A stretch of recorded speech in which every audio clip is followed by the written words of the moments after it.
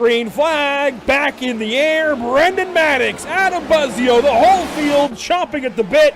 Green flag back in the air at Talladega.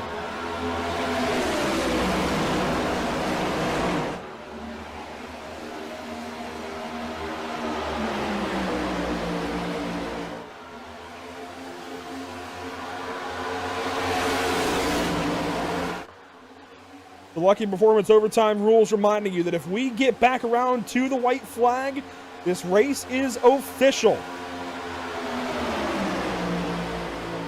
Buzzio with a push from Dyer. Maddox with a push from Hughes.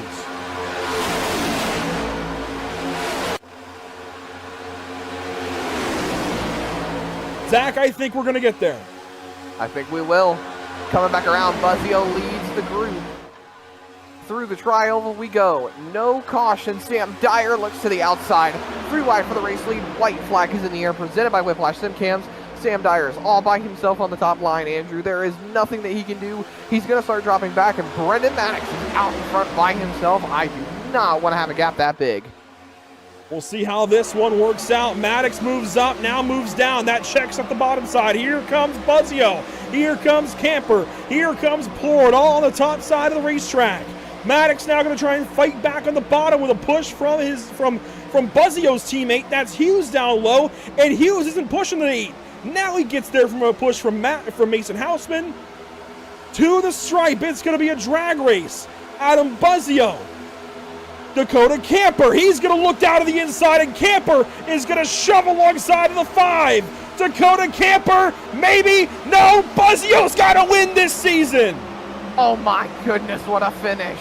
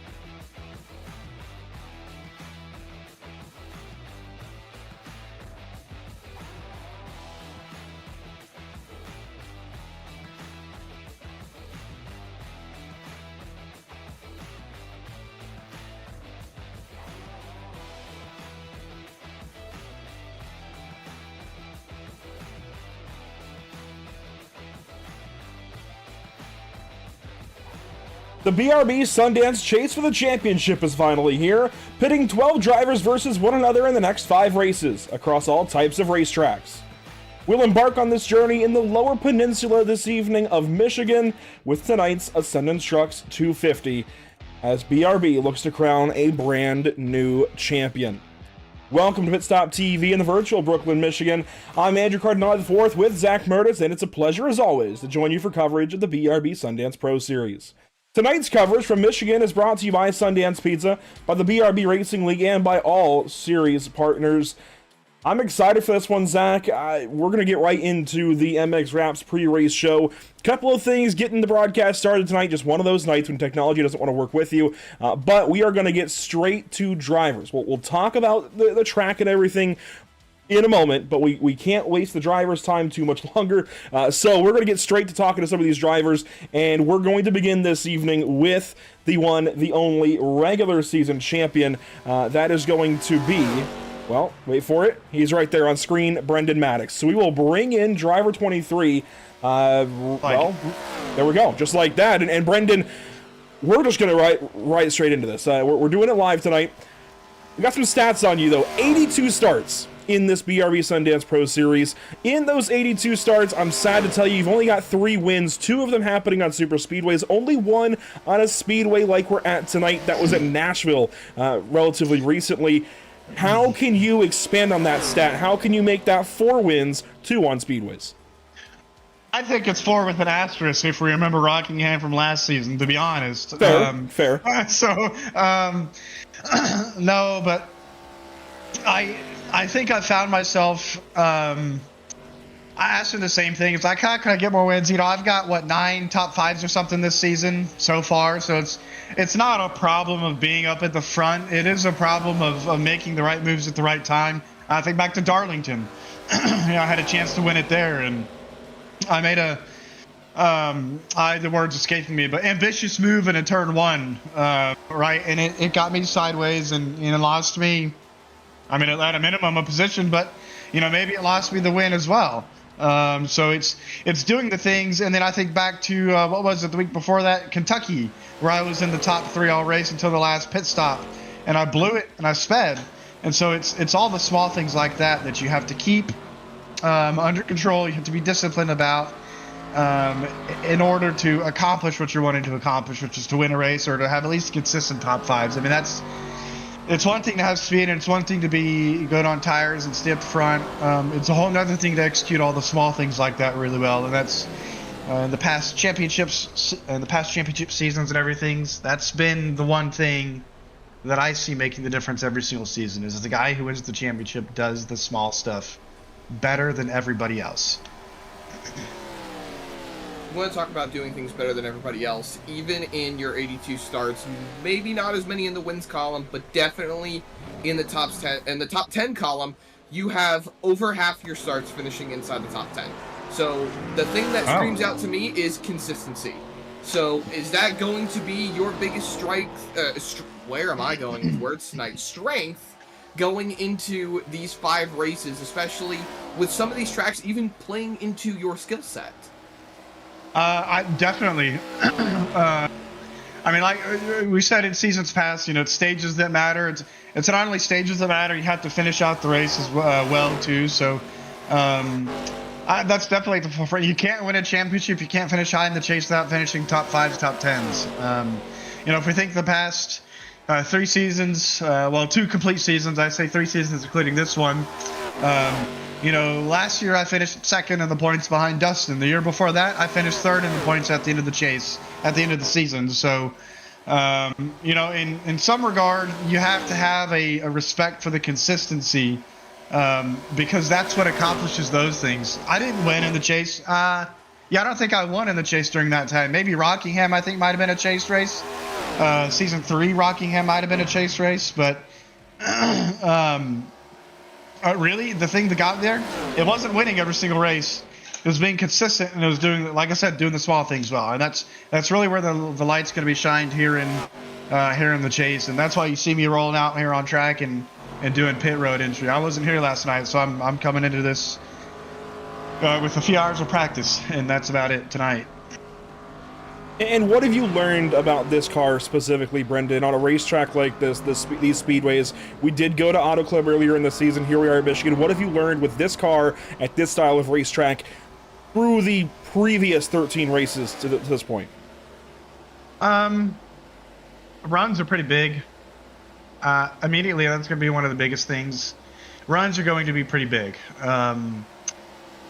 And I'd say compared to the next gen, that's probably the biggest thing that's going to make the difference, is the runs here. That I don't know what it is about this ARCA car, but it's like you get behind a group of cars or something, and you just suck right up to them. You can come back from half a second back almost and catch the pack again. And I think you saw that at Atlanta. We had to manage some runs at Atlanta or Echo Park, whatever you want to call it. And I'd say as a league, we did better than I thought we would. But it's that same mindset. The runs are massive. I think you're going to see that at play tonight. Probably some slide jobs, I've heard. So you got to keep your head on a swivel. This car's more racy in that regard than the next gen is. But it also takes a little bit more finesse, maybe is the right word. In some regard, the next gen requires more, but driving this car off the right rear a little bit, the next gen didn't do that really all that well. So, yeah, I mean, I kind of lost my train of thought, but that's kind of where, hopefully that answered your question. Fair enough. Brendan Maddox, car 23, regular season champion. Missed his box right there, maybe. Yeah, just a little bit. Well, Brendan, we'll leave you to it. Hopefully you can nail down that pit practice, and we'll see you nail it in the race. I hope so. Thank you, guys. Brendan Maddox this evening, car 23, of course, regular season champion. He will open the chase with the advantage. We'll talk about points in just a little bit, but let's bring in driver number 2 on the list, literally number 2, also on the racetrack, Performance Food Service driver, and you got the yellow, of course, adorning the car. You are a chase driver once again, Steven. The stats back you up as well. Honestly, we were just looking at Brendan Maddox's stats over his career in BRB, and I'm going to be honest, nothing against Brendan, but yours are better. The stats support you as one of the favorites actually in this championship. How can you deliver on that? 76 starts, 6 wins in that time, 42 top 5s, 59 top 10s. How can you continue to add to that tonight? Well, dang, Andrew, way to butter me up right before the race, as if I wasn't nervous enough to begin with. I mean, I really think the thing is establishing some sort of momentum this first race. Michigan's a good track for me in the past, or the style of track. But the past 2 weeks of me not being here in Darlington, and then me having the flu last week and ending early, I feel like I kind of lost a lot of momentum. So hopefully really just establishing that with a good solid run tonight, and then just take the next 4 races as I can and see what I can do to compete.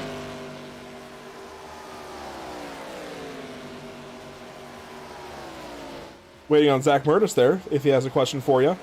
I'm sorry, I completely lost track of my train of thought for a second. I had a question lined up, and I was like, wait a second. Well, I can go. I have one loaded if you don't mind. Go ahead, absolutely. There was an announcement made last night during the practice race, or the beginning thereof. As those of us in the BRB Discord know, there was a track vote this week.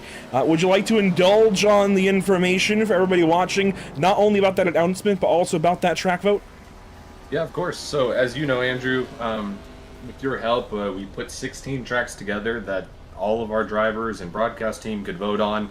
It went from 16 down to the top 8, down to the top 4, and down to the top vote getter.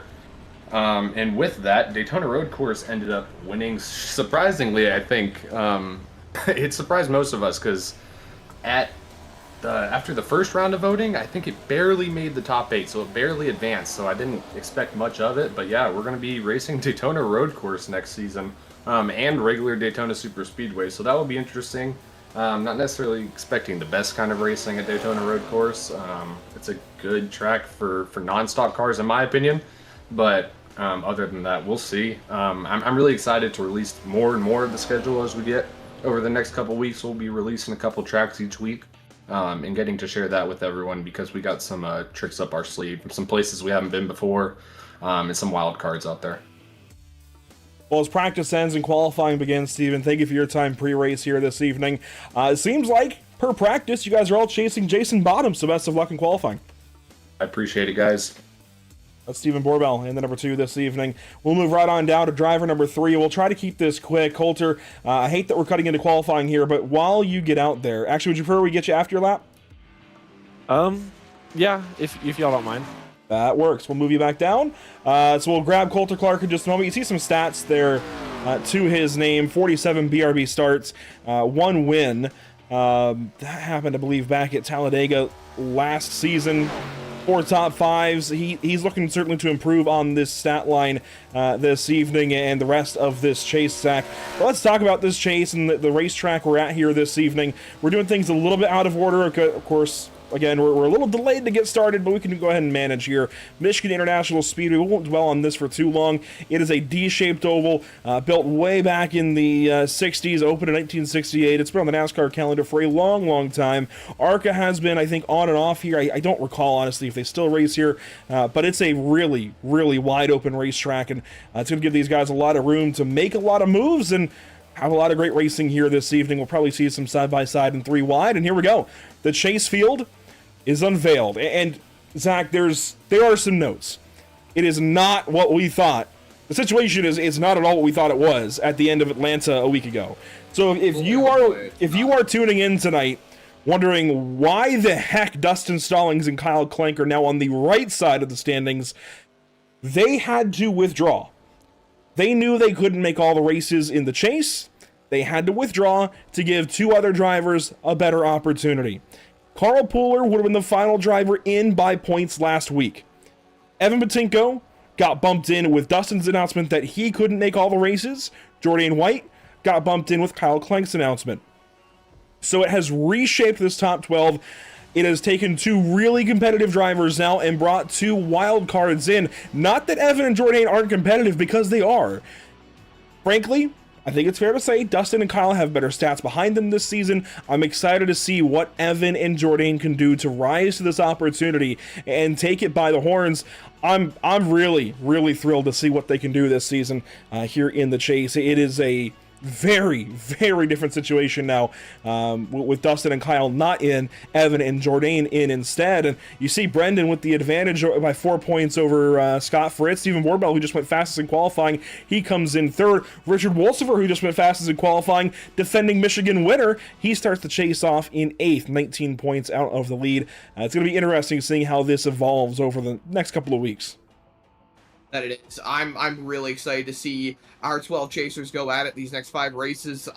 You don't really know what to expect, to be completely honest. We've got so many different styles of tracks involved over these next 5 races, and it's going to be a show most definitely as Josh Parent goes to the top of the board with a 38.336. That's almost a 10th quicker than anybody right now. So qualifying's getting ready to wrap up. I know Coulter Clark has finished up his laps if we're ready to bring him back on in. And we will. So we'll go back and have a chat with Coulter Clark here as he has made his qualifying attempt. And Coulter, it's looking mid-pack. We don't usually talk to drivers in between qualifying and the race, yet here we are. And I mentioned your stats on stream. They're good. They could be better. How can you improve on them these next 5 races? That's kind of the theme with the three drivers we're talking to. You're kind of one of the wild cards here in the chase this season. How can you take this opportunity, make the most of it, and maybe get a win or 2 here in the chase? Really patience. I find myself I lack that a lot. So just trying to do the best I can and try and be patient. And patience is definitely going to be a factor here at Michigan. It's an aggressive, wide-open style racetrack. You've got to be able to stay in the draft, keep the track position. What's your game plan rolling into tonight to be able to hang on to the factors presented in front of you with this race? Just trying to keep the nose clean. There was a lot of silly moves made last night in the practice race, so just really watching myself and watching other guys. I know I can run a clean race. I just just got to get out there and do it. Coulter, it's good to talk to you as always. We've been really enjoying watching you go after it with some of these strategies lately. Las Vegas stands out, of course. Best of luck tonight. Hopefully we'll see you out front. All right, thank you, Andrew. We'll get him right up in time for his start with his teammates here this evening. different cadence for sure to the pre-race show here tonight, Zach, but let's take a moment. We have a smaller grid. I think as these guys, we can go ahead and run through the grid and then quickly do a best in show. Let's give it a shot. I'll bomb through these 23 drivers that are here tonight, and up first, we're going to begin with Zach Hall, who went fastest there in qualifying right at the end. He will start first over Josh Parent. I know Josh is not going to be too happy about that, having to start one spot shy where he thought he would be starting with 30 seconds or so left in qualifying. Regardless, Zach Hall, Josh Parent, your front row. And how about Jordan White, newly in the chase, alongside Richard Waltzfair there in row number 2. Stephen Borbell, Scott Fritz, all chasers in the top 6 before your first non-chase driver in Gray Walker in 7th. He'll start alongside Brennan Maddox in that 4th row with Anthony Teseo and Caden Perkins, a couple of non-chasers in row 5. Back in row 6, it's Coulter Clark alongside Cole Lewis, the Canadian, in 12th position. William Maple Jr. and Adam Buzzio, longtime friends, in row 7. Johnny Wood Jr., Jason Bottoms.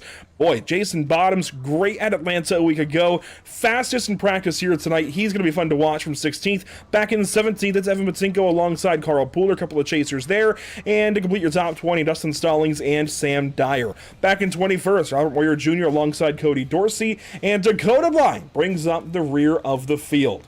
Zach, best in show, who you got? Perkins. That's my first pick. Always have to take Caden when he pulls out the Storm Seeker cars. They just look fantastic. Love seeing them on the racetrack. As for my second pick, there was one car that I saw earlier on in practice, and I'm trying to figure out who it was. It wasn't Wolsifer.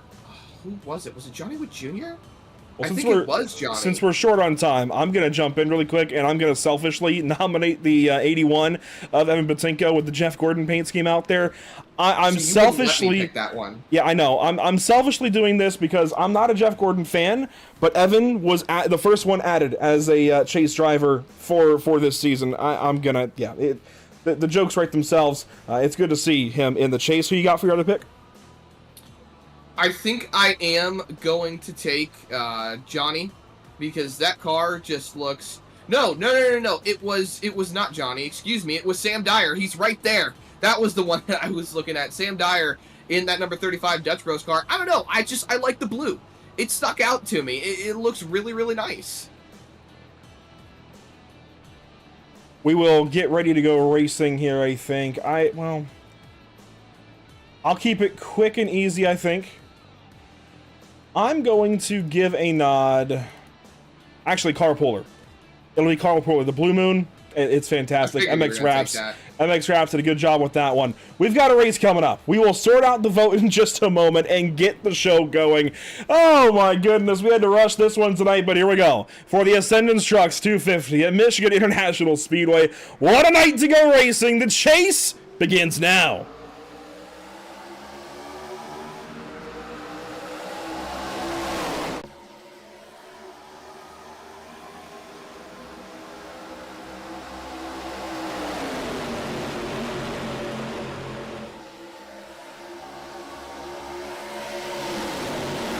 Through turns 1 and 2, down the back straightaway in Brooklyn, Michigan for the first time this evening, Zach. Josh Parent, a great start on that outside already. The outside lane advancing into turn number 3. Yeah, look at Richard Wolsifer. He got a really great run down the back straightaway as well. Going to pull up next to that number 22 car. Down the front straightaway they go. Who is going to be the lap leader? First lap lead of the day. It's going to go to Richard Wolsifer up on the top line. He's going to take it over the 22 car, Josh Parent, and now, as well on the outside, you've got Scott Fritz coming into the mix. Now, as we roll into the early stage of the race, let's just get this out of the way relatively early. The yellow banners atop of the race cars, the yellow banners will designate the chase racers as well as the white and red, aside from the red and white numbers on the ticker. Race details. Whiplash SimCams race detailed 125 laps on this race, 250 miles with a 2-hour race limit. Stage caution at lap 35, and then 4 change sets, 70% fuel with fixed sets, no fast fix, and 3 green-white checkers as Richard Wolsifer, Carl Pooler trade purple lap times to the top, and your weather the weather for the race, Andrew, gotta take a look at the MX Wraps race weather. 64.9 degrees, or 69.4 degrees Fahrenheit for the ambient track temp, or the ambient temp. Oh my goodness. Andrew, just take it before I stumble over my words. Air temp 69, track temp 79, clear skies, 56% humidity. The 56 car leads. Lap number 3 will be complete this time by, and that's how we break things down here, Michigan style. Already a battle for second place. Joshua Parent with pressure from behind. That is Scott Fritz, but Wolsifer picking up where he left off from season number 4 here at Michigan International Speedway. We've kind of teased him here and there, asked him when is he going to get back to victory lane. Maybe it's here tonight. It was most recently at this racetrack. That was back in the next-gen car. Some different drivers in the field at the time. This is a different story now with this race car, this set of drivers, and in the chase. Wolsifer, though, rising to the occasion, and we're only on lap number 4.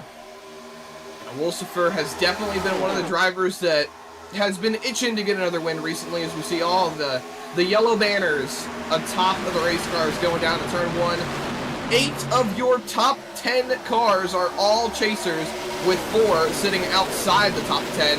That being the 81 of Evan Patinko, the 71 of Carl Buehler, 83 and 75 of Jordan White and Johnny Wood Jr. Stephen Borbell is going to move on by into the second spot as Joshua Parent gets rolling down on the bottom line on board with the number 22 Motors Esports Ford racing machine out of the Whiplash Racing Group.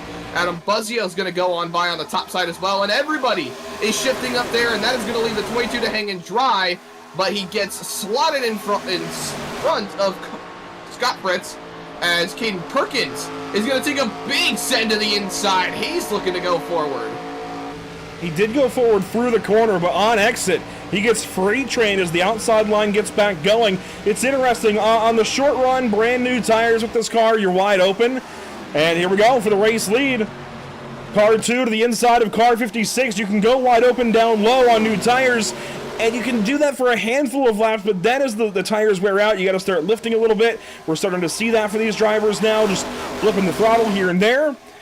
You can still keep taking dives, though, on the bottom if you want. On the top side, you're going to be saving some tires, keeping momentum, keeping the engine spooled up. Down low, you can make aggressive moves. You just might pay on corner exit. For the race lead, once again, Chevrolet versus Ford, turn 3. Down to the inside, Borbell's going to try to get clear.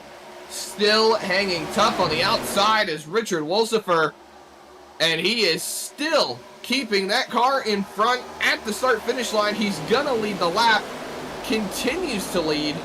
He only had it by the slimmest of margins, though. That was a lead of 8 1/1000ths of a second at the line. Anthony Teseo has gone quick as well, and then Dakota Bly has had some issues. He has dropped out of the race, looking to see if he's going to try and bring that car back out, get it out of the garage, back onto the racetrack, but haven't seen much since. Still rolling, though. Top 5 relatively unchanged in the last few laps. Look at Anthony Teseo, the other driver who is not in the chase, but still in the top 10. He's moving forward, as is Caden Perkins, who has caught up to the back bumper of Josh Parent. That is right up the road, actually, as we ride on board with Anthony Teseo. Big move to the inside. Scott Fritz down low. He jumps to 6th for the race lead. Once again, Borbell on Wolsifer. Pass made that time. Borbell moves up. They both grab the fence, maybe. I know Wolsifer did just barely. And it'll be now Wolsifer to the inside. That brings Buzzio back into the conversation. Coulter Clark 4th. Joshua Parent 5th. Caden Perkins in 6th. As we break on to lap number 10, the whole top 10 getting just about single file save for this battle for the race lead.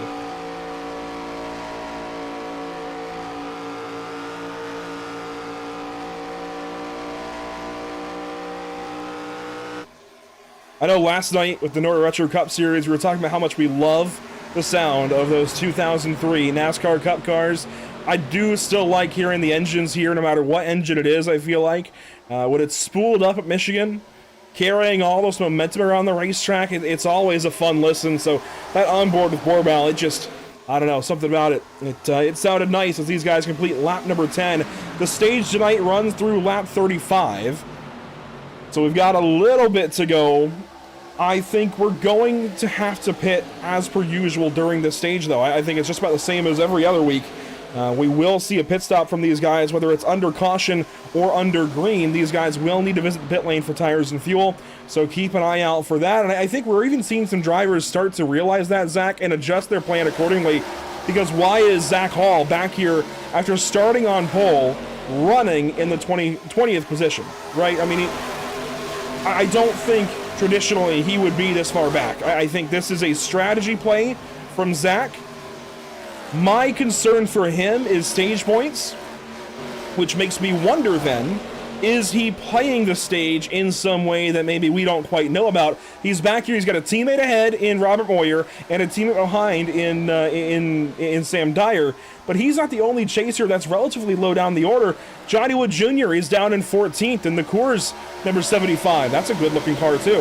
I wish I'd seen that before Best in Show got decided, but also Brendan Maddox had dropped down. You see, as low as 11th a moment ago, as now the 22 blinks a little bit on the front straightaway. So all of that to say, Zach, I think some of these guys are starting to realize they got to save their tires maybe and stretch them out during this stage with a fuel-only pit stop. Well, Fritz just tagged the wall right there, so that's going to put him outside the top 10 and negate any potential stage points right there. Whoa, whoa, whoa, whoa, whoa! Whoa! Richard Wolsifer bobbing and weaving in a straight line. Perkins now goes low. Contact there. Tight. Wow, that got really close. Clark now a run for the lead. Still good, still rolling, still green. One car exiting the pit lane. That's Bly getting back on the racetrack. Yeah. Dakota Bly gets back in. Stephen Borbell leading overall. Look at Buzzio down to the bottom, trying to see if he could potentially gain some ground after just getting out of that 3 wide situation with Wolsifer and Perkins. Perkins dropping back behind Carl Pooler. And now Brendan Maddox looking on that number 19 Toyota to try and pull past him, but the fight still remains up front as Buzzio is down to the bottom on Clark. Things shaking up, moving around. Drivers bobbing and weaving, moving up the field. Talk about drivers that are moving backwards. How about moving forwards? How about the 71 of Carl Pooler? Started 18th, Zach. He's already up into 5th. And he could definitely grab a couple more spots. And this is the other nomination I made for Best in Show. I wish I had seen the 75. Oh, and there's some contact, some damage there on the right rear quarter of the 71 car. You can just see the bumper was crunched in a little bit. But the rest of the car looks okay as Pooler runs here in 5th position. 20 laps to go this time by as the leaders get going. Borbell and Clark side by side as they will drive back into turn 1. Now the 5 on the 54. Oh, it's going to be tight. Wolsifer's going way up top. Buzzio's kind of running in the middle behind his teammate as Coulter Clark is still down the inside of the 2 car. Falls back in line. You see Brendan Maddox out of line. He falls in. Still rolling. Down to the bottom goes Carl Pooler. Big send as Buzzio snaps loose in front of Wolsifer. That's going to give a big shot forward to Carl Pooler off of turn number 4, but he can't quite get it done. Buzzio still in front. Pooler by himself, and Wolsifer is going to try to go right back on by, take Caden Perkins with him. Pooler really gained nothing out of that. You see him fan out through the corner once again. This time Buzzio goes attic to basement. He will make a pass maybe on Clark. You see his teammate move down to help him. Borbell trying to give the draft to the 5. Clark shoves his bumper down in front of the 5. Perkins now moves down. He's trying to aid the 54 car. He takes a big dive. These guys are making some big money moves. It's only lap 17, halfway through the stage. Hey. Perkins back in line. Now Wolsifer pulls low. Let them do what they're going to do. That's the best way to put it. If they want to burn up their tires, that's the best way that you can describe it, because with the big sends, they're just throwing these things into the corner. They're going to end up using those tires a little bit more. If they're not, then maybe they know something that I don't. But, like, I don't know. Basic racing or physics, in my opinion, dictate that they're going to end up burning those tires as Wolsifer tags the wall. Stallings down too. Stallings tags the wall. Patinko moves on by, back inside the top 10. Stallings is going backwards hard. Fritz made a dodge there as well to get by the slowing 00. Most of the field is in this 16-car line. There are a handful of drivers further back, those including Jason Bottoms, Robert Moyer, Zach Hall, Cole Lewis, Sam Dyer in that grouping. And Cody Dorsey, the one driver that has completely lost touch with everybody else. I do think we'll see kind of draft packs here tonight until we get some green flag pit stops to break the field up. As Buzzio back to the inside. Contact there with Coulter Clark. Where's Wolfsburg going to go? Where's Pooler going to go? Wolfsburg stays top side, and Pooler's going to go with them. Remember, down in a turnover. Carl Pooler did leave 6'5", what eventually became 6'5", to go to Maverick Motorsports, but he and Wolsifer used to be teammates. Is there anything left there as Clark is down to the inside once again of Vorbel? Saw Buzzio lose some spots there. Brendan Maddox is now into the fold, moving himself into the mix. Scott Fritz has moved by the Whiplash racing cars. Oh, Wolsifer tags the wall, checks up Pooler. That's going to check up the whole top side. We're 4 wide. Five wide. 5 wide. Evan Patinko, attic, or basement, attic to basement, basement to attic. What are we doing here? Big money moves, down low, Patinko goes to the top 5. He grabs it as they get mixed up for the race lead once again. Vorbel, Clark, side by side off the corner. Clark's going to have the advantage. He's got the top lane. He pulls now ahead of the 2-car. Patinko's in line to start moving up as well. He's up into 5th. He passed the 23, the 19, the 48, the 71, all of them. Pooler tags the wall a little bit further behind him. He's going to drop back well outside of the top 10. That moves Gray Walker into the mix. Josh Parent back up to 8th as we ride on board with Evan Patinko looking out the windshield at the back bumper of Wolsifer. Oh, you got more cars Maddox going to the bottom. Parent, Perkins, Maddox down to the bottom of the racetrack. To the inside, Parent gets by Patinko. Maddox tries to go by Wolsifer, doesn't quite get it done, but the bottom line is trying to form. Now teammates side by side, Patinko and Parent. Fritz maybe going to try and split the two of them. Parent down low in that 22, Patinko up high. They're not done for the race lead though. Clark has taken over. He has taken off just a little bit, but now you've got two teammates from Next Level Racing paired up, the 2 and the 5. Can they get drafted? Can they pull up? They will. By turn 1, they're much closer. This battle is far from over. You've got a lot of teammates up here, to be perfectly honest. You've got both the Whiplash cars. You've got 2 Next Level cars. You've got 6'5 Motorsports in the mix.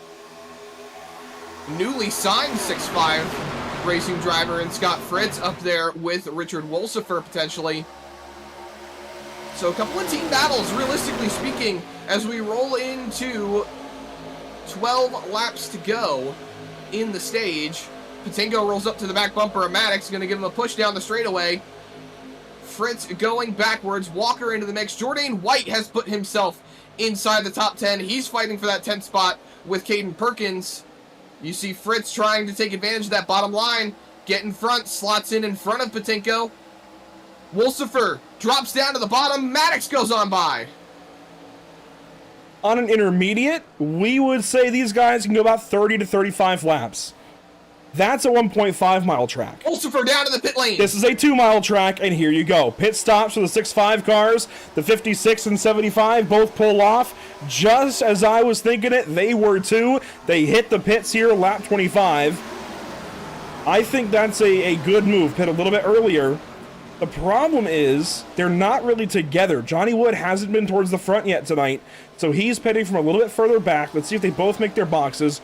Wood is in good, as is Wolsifer. So they will try to get back up and out there. Let's see. No tires for Wolsifer. That might have... Was that 2 tires for the 75? As here come the next level cars. The Next Level car is taken to the pit lane. Uh-oh! Well, Scott Fritz going around in front of the pit lane. That's going to be detrimental to the 48 car. That's his stage. Unless we have a caution to rinse and repeat things. That's his stage. Out the window. Scott Fritz losing a bunch of time there in pit entry. Let's see, the 2 now into his box, as well as the 5 of Buzzio. It's no tires for Buzzio, no tires for Borbell, I would think. That should be the call across the board. As Coulter Clark, is he coming in this time? Doesn't look like it, but it looks like Maddox might. He will. So the Toyotas come in now. Maddox, oh, wow. That's hot. That's hot. Jordan White gets down to pit speed. Dustin Stallings comes in as well. The 3 Toyotas came in that time altogether. Gotta give credit where credit's due. Brendan Maddox, no speeding penalty, no black flag for the 23.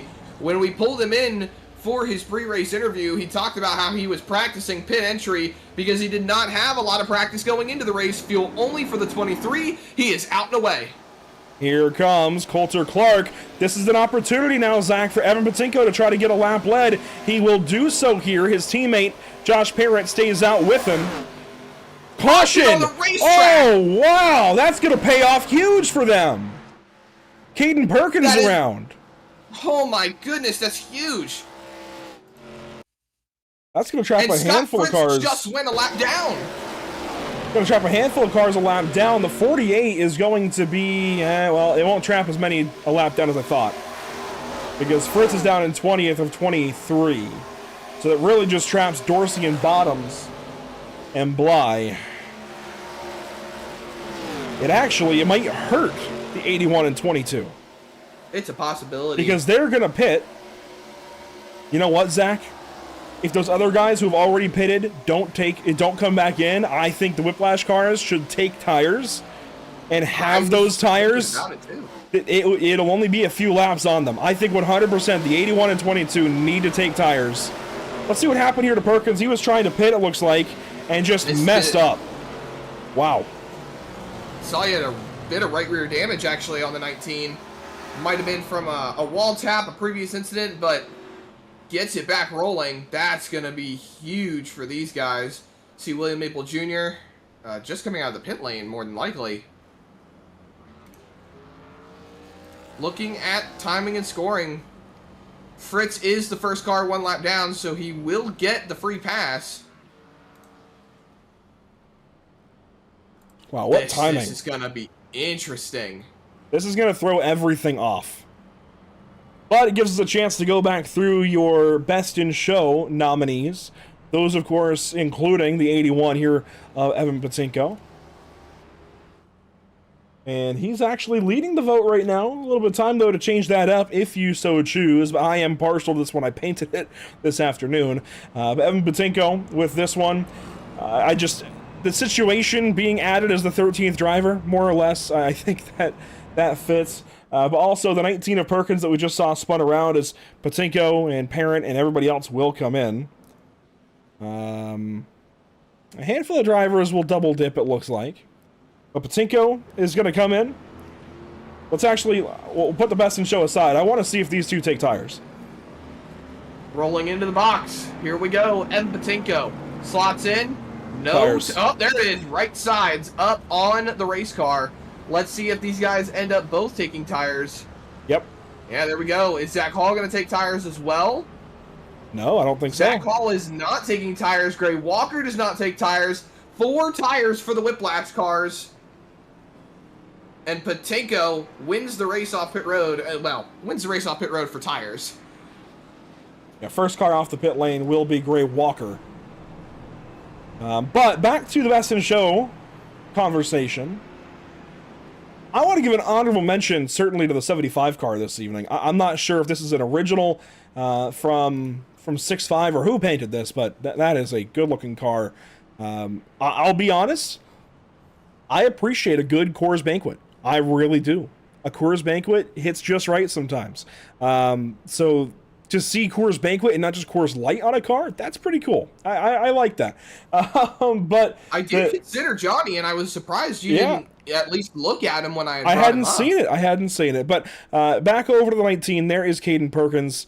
Of course, hey, North Carolina just got a bunch of snow. We had about 7 inches here where I am.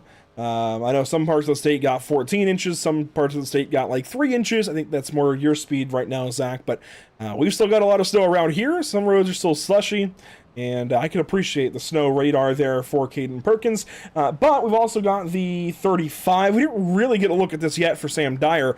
There is that Dutch Bros paint scheme. I think this might be one that he grabbed off of Trading Paints, but I don't care. It looks good. It looks really good, and Dutch Bros is expanding.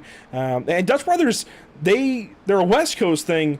I've been able to have some Dutch Brothers in the past up in Oregon, and I'm a fan. I'm curious to see how they do versus 7 Brew here in North Carolina whenever Dutch Brothers finally gets here.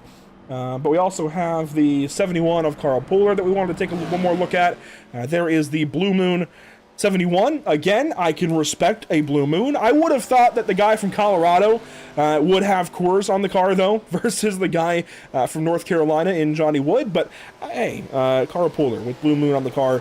I'm telling you, Zach, a Blue Moon on draft with an orange, that's the way to go. That's a pretty good beer. And, of course, we'll circle back around. Know, I don't drink. Yeah, that's fair. That's fine. That's, you know what? Good. It's a good thing. But for those of us that do, those are a couple of good ones. And then Evan Patinko there in the 2013 Jeff Gordon paint scheme. Again, this is a nod to Jeff Gordon being added to the chase in 2013. Of course, Michael Waltrip Racing and everything going on there. We won't get into that. But what happened was Jeff got added. This is his paint scheme from that year, replicated on Evan Patinko's car. That's a look at Best in Show. Let's get back up here, though, for the restart. 4 laps to go. Stage 1. How is this going to break down? Brendan Maddox, Richard Wolsifer, front row. Jordan White, Stephen Borbell, Adam Buzzio, your top 4. 5, rather. Top 5. Green flag. 4 laps. Oh, boy.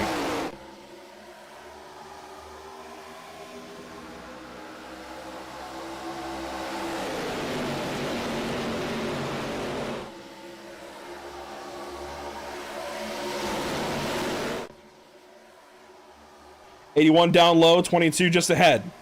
They're starting to snake through the field. They're on tires. I don't know that anybody else has tires that was up front earlier. The 22 apparent down low is starting to move up already.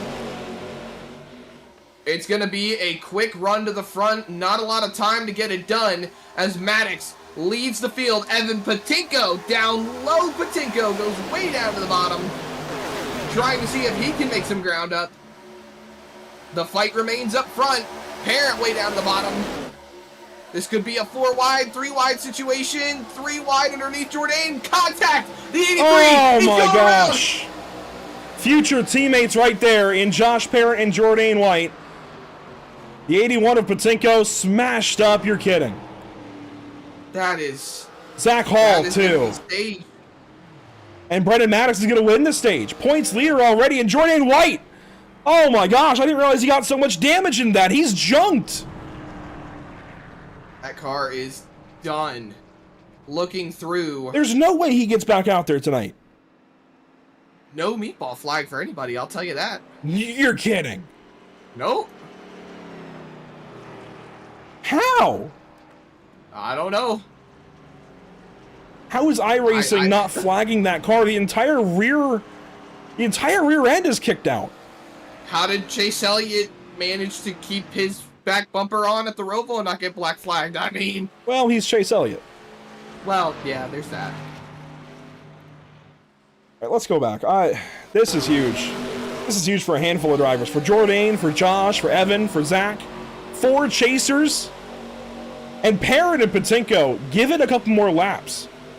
Their tires, they'd have been cooking through the field. They didn't have a lot of laps. That's the problem. I went back too far here. Down the back straightaway. This is the lap prior. I'm going to speed up here. Give me just a moment. Here we go. Off of the corner. Parrott just got up into White. I mean, he just came up ever so slightly. Oh, Cole Lewis. That's a Whoa, Carl Puller. Carl Puller. And he smashed the wall. Did he? Yep. Smashed it. Oh, I was going to say that would be a good miss right there. But I don't know. I really 5 different chasers in one accident. I really just don't know what to say there. This is the 83. Look at Puller. in the middle. Parent comes up slightly. Jourdain definitely had more room to his outside. I mean, he definitely held Josh down a good bit, and Josh is expecting to come up higher. But Parent's the passing car. That's a really tricky situation. You know, my brain, though, goes back to the fact that they will be teammates in 5 races over at Spirit Racing. So this is disaster for both of them and for that team. To have them get together like this with so much on the line, it's going to frustrate the both of them. This is... wow. You gotta feel for guys like Cole Lewis, who are just an innocent bystander in the mix. I mean, he and heck, had Evan. nowhere to go.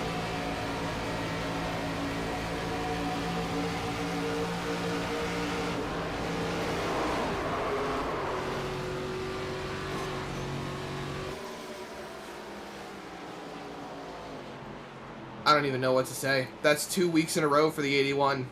That's not the way you want to start the chase off. And Zach Hall, I mean, he wasn't going to get stage points, I don't think, but his race completely derailed. And it looks like Race Control is going to levy the penalty against Josh Parent. It's a really tough call. I think more than who it gets placed at fault by Race Control, those two, I would have thought, would have had more, I guess, presence around one another. And it's tough because, again, I feel Jourdain pinched Josh down. I also feel like Josh is the passing car. That's a really, really tricky spot to be in. And I think, if anything, Rev probably had to go with the fact that Josh is the passing car, so technically it's on him to not hit the car that he's trying to pass. But I think that whole situation was really brought on by Jourdain staying lower off of the cars to his outside. And you know, maybe this is another learning point for Jourdain, and I don't want to harp on him too badly, but I'm going to share a personal experience. When I was getting used to iRacing and the bounds around the race car on a single monitor, I had trouble personally getting used to how much room I actually had on the right, and I would leave too much space. And I wonder if that's the case here for Jourdain. It's possible. Because, I mean, he's got a football field, it feels like, between he and Coulter. Well, it looks like Race Control has determined that Josh moved up too much, and that is what caused the incident. I mean, you could paint it for both pictures here. You could say that Josh came up. You could say that Jourdain held him down. I mean, from my perspective, it looks honestly like a racing incident. That's the best way to call it, because I feel like there's a little bit of discrepancies on both sides. Looks like Jourdain White is going to be done. Evan Patenko is going to be done. A confusion as we get ready to go back to the start. I'll wait as we go back to green flag racing here at Michigan.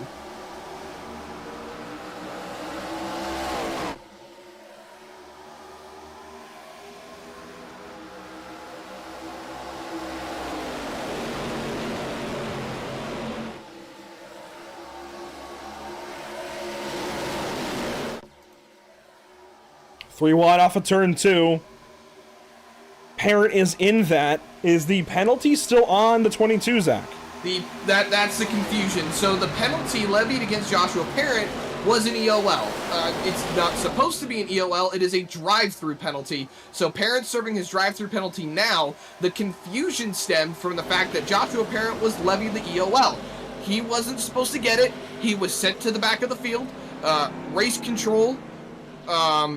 Control told him that he could get his spot back for the restart and pit from his spot, so that way everything still kind of worked out, which it did, and Parent is now rolling out. Look at Jourdain White trying to get back out on the racetrack. Jourdain, I respect the hustle. I don't think it's going to be worth it. I hope he doesn't continue it. I hope it's right back to the pit lane and just get ahead of Evan. I get it in that regard, but I hate that for all 5 of those guys, because, you know, say what you want about Jourdain and Josh to have caused it, but Evan didn't deserve that, Zach didn't deserve that, and Carl most certainly did not deserve that. That sucks. To make it into the chase, we'll take out the 2 that were involved, as Fritz is going to go by Dustin Stallings here. That is just a very overwhelming set of feelings for those 5 drivers involved, especially the 3 that were innocent bystanders, as Maple gets the wall off of turn 4. We'll take a reset, let you guys see some of the static cameras around here for just a moment, as Caden Perkins tries to stay just on the lead lap, and everybody tries to sit back into a rhythm.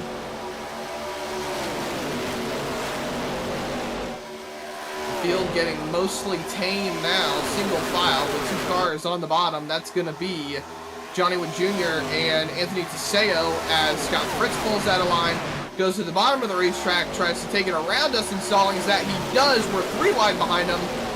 Well, we try to take a reset, refocus, and they just go on and go 3 wide on us. So how about that one, Andrew?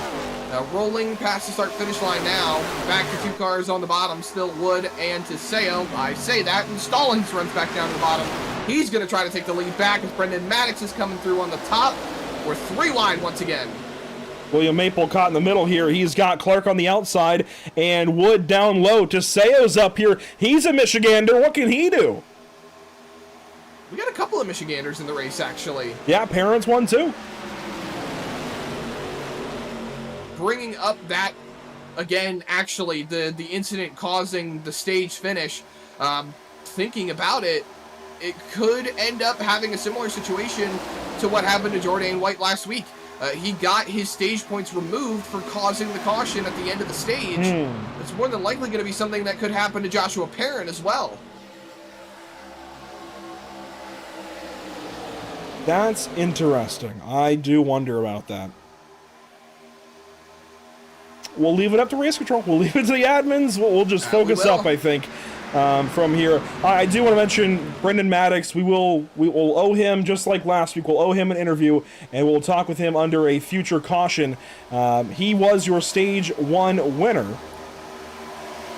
As the caution came out, he was awarded that stage win. Now he's second to Scott Fritz as they roll down into turn number 1. And look who's up in the top 3. I know he led a lap or 2 there already under this exchange once we got back green, but Dustin Stallings showing his face back up towards the front. I know he had to unfortunately bow out of the chase for the championship this season, but he's going to try and go on to make a run at eNASCAR. So, best of luck to him, certainly, as he begins a new campaign in that regard. Boy, I'm excited to see what he can do in that whole scope of things, but the focus certainly is here with the BRB Sundance Pro Series for us here at Pit Stop TV, and right now it is a great battle shaping up for the race lead. Maddox has all those stage points, Fritz now even further back. Everybody chasing the 23, trying to beat that green and white car. Back to 3 wide racing. Multiple cars training on the bottom. Carl Pooler is still in this. He is up to 3rd.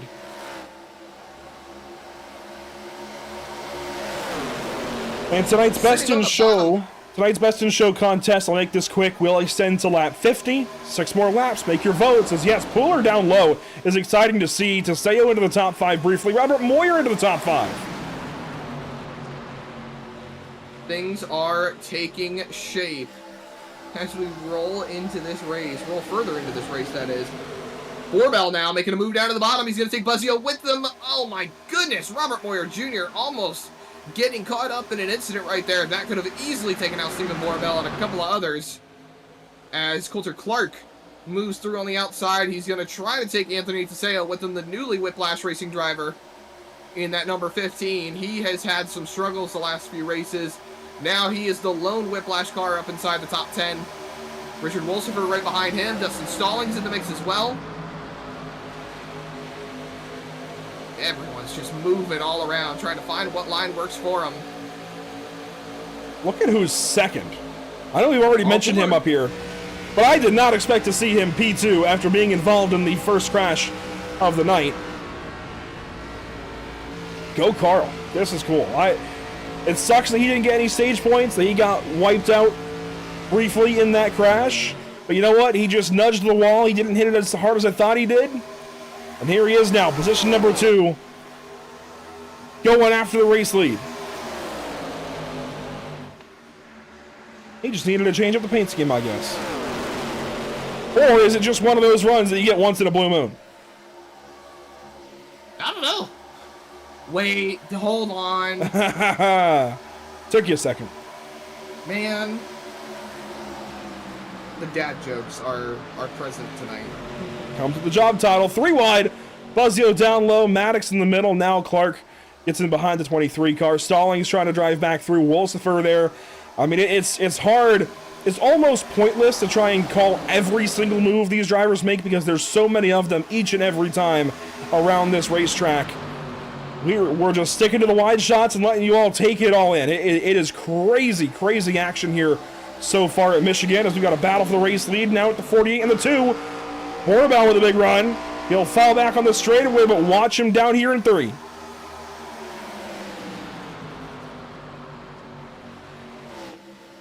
Big run to the bottom. Buzzio goes with them. They're going to be side by side up off of turn number 4. Down to the start-finish line. Scott Fritz will lead him at the line. Pooler with a big old push to the back bumper of Fritz. Big dive. Borbell looking for that yellow line down low. He's got the nose ahead, but can he get the bumper ahead? No. Drag race back down the straightaway. Fritz is going to have the edge into the corner. Moyer's still in the top 10. Oh my goodness, this is really, really good stuff. Borbell back down low. Fritz tried to cover it up.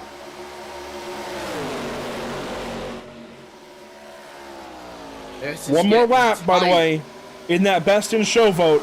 Make your votes now over on YouTube. If you're watching on Facebook or Twitch, make the switch for just a moment. If you have a smart device anywhere nearby, make that vote. 3 wide for the race lead, lap 50. Buzzio in the middle, he's trying to get it. It's not going to happen just yet. Fritz with the run back down the straightaway. He's going to bring Pooler and Maddox. That leaves Buzzio and Borbell reeling, trying to figure out what the heck to do now in turn 3. They go right back to that yellow line. It's going to burn their tires up, though, Zach. How long can they keep it going? And right here at the line, that best in show vote is going to end. The line is Fritz to lead. Buzzio's losing ground on that top line. And, ladies and gentlemen, your best in show no longer in the race. It's going to be Evan Patinko's number 24 Jeff Gordon, or number 81 Jeff Gordon 24 throwback from 2013. He still sits in the pit lane with an immense amount of damage on that race car. But single file majority at the front of the field now, all the way back to Brendan Maddox, who's fighting with Robert Moyer Jr. down on that bottom line. Look at Buzzio taking a peek to the inside of Carl Pooler. He's going to stick his nose down there one more time. Well, he thought about it, didn't quite take it. You know what we've not yet checked out, Zach? Pooler going to lead. Well, that is cool. And we're going to hold off now what I was going to mention for just a moment. Pooler's going to have pressure, though. Fritz pulls up. Fritz stays in line. He's going to push the 71. Carl Pooler, can he get a lap lead? That's going to be a bonus point if he can. Be a big bonus point for that 71 car after getting involved in the first incident of the night. Well, second incident of the night. Rolling back to the start-finish line. And he is going to put that car on the board. 1 lap lead for the 71 car of Carl Pooler. Relatively single file. Here's the graphic I was talking about. Power rankings. Zach Hall entered the night as tonight's new power rankings leader. He is way back here with damage in the, 18th spot. Oh my goodness. And he's your power rankings leader over Adam Buzzio, Johnny Wood Jr., Brendan Maddox, and Josh Parent at the top 5. Borbell slipped all the way down to 8th. Man. And now Buzzio going back at it on Carl Pooler. Here they are side by side for the race lead. Pooler no longer even on this graphic. He wants to get back on it. Leads that lap.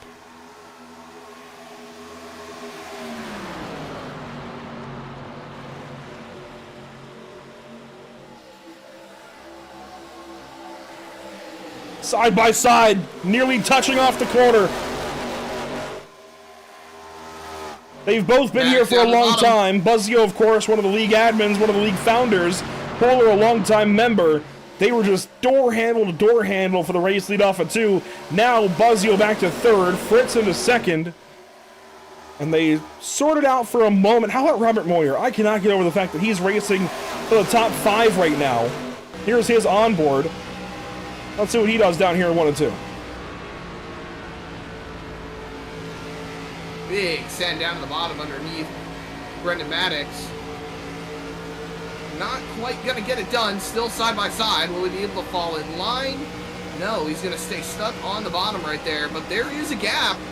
He could have fallen in. Well, maybe not. There is Coulter Clark ripping around the top side.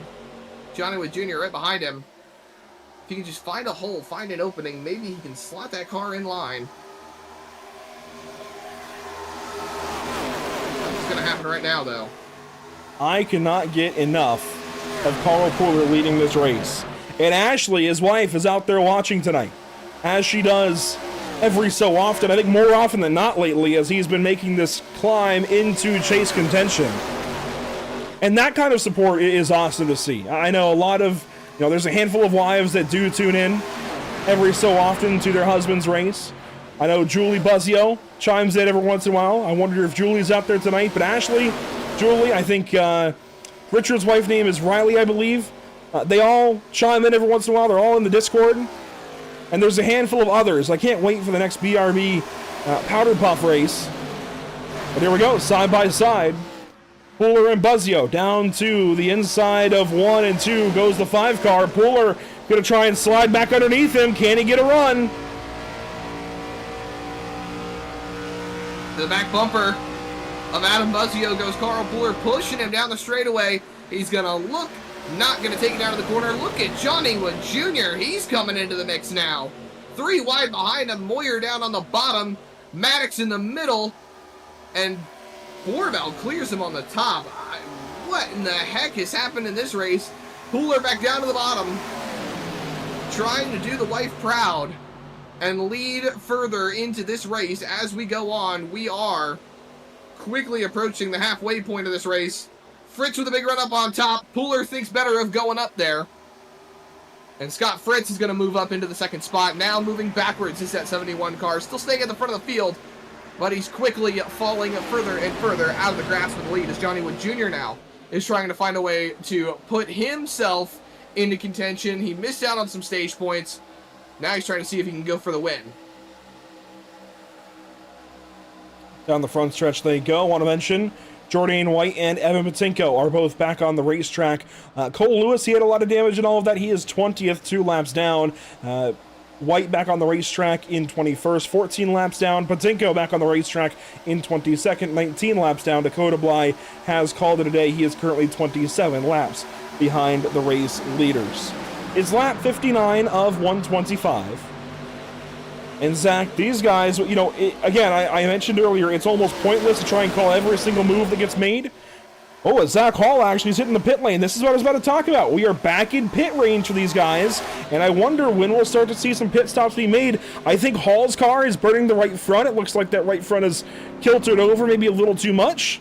But the rest of these guys, I wonder when they hit the pits for fuel and tires.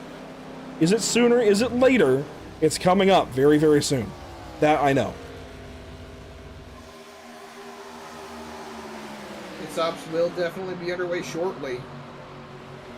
I'm itching to see how this is going to go. If we get into caution during those green flag stops, it could be a crazy situation for these guys. By the way, Josh Parent is ever so slightly making ground on these guys. So, God forbid we do run green all the way.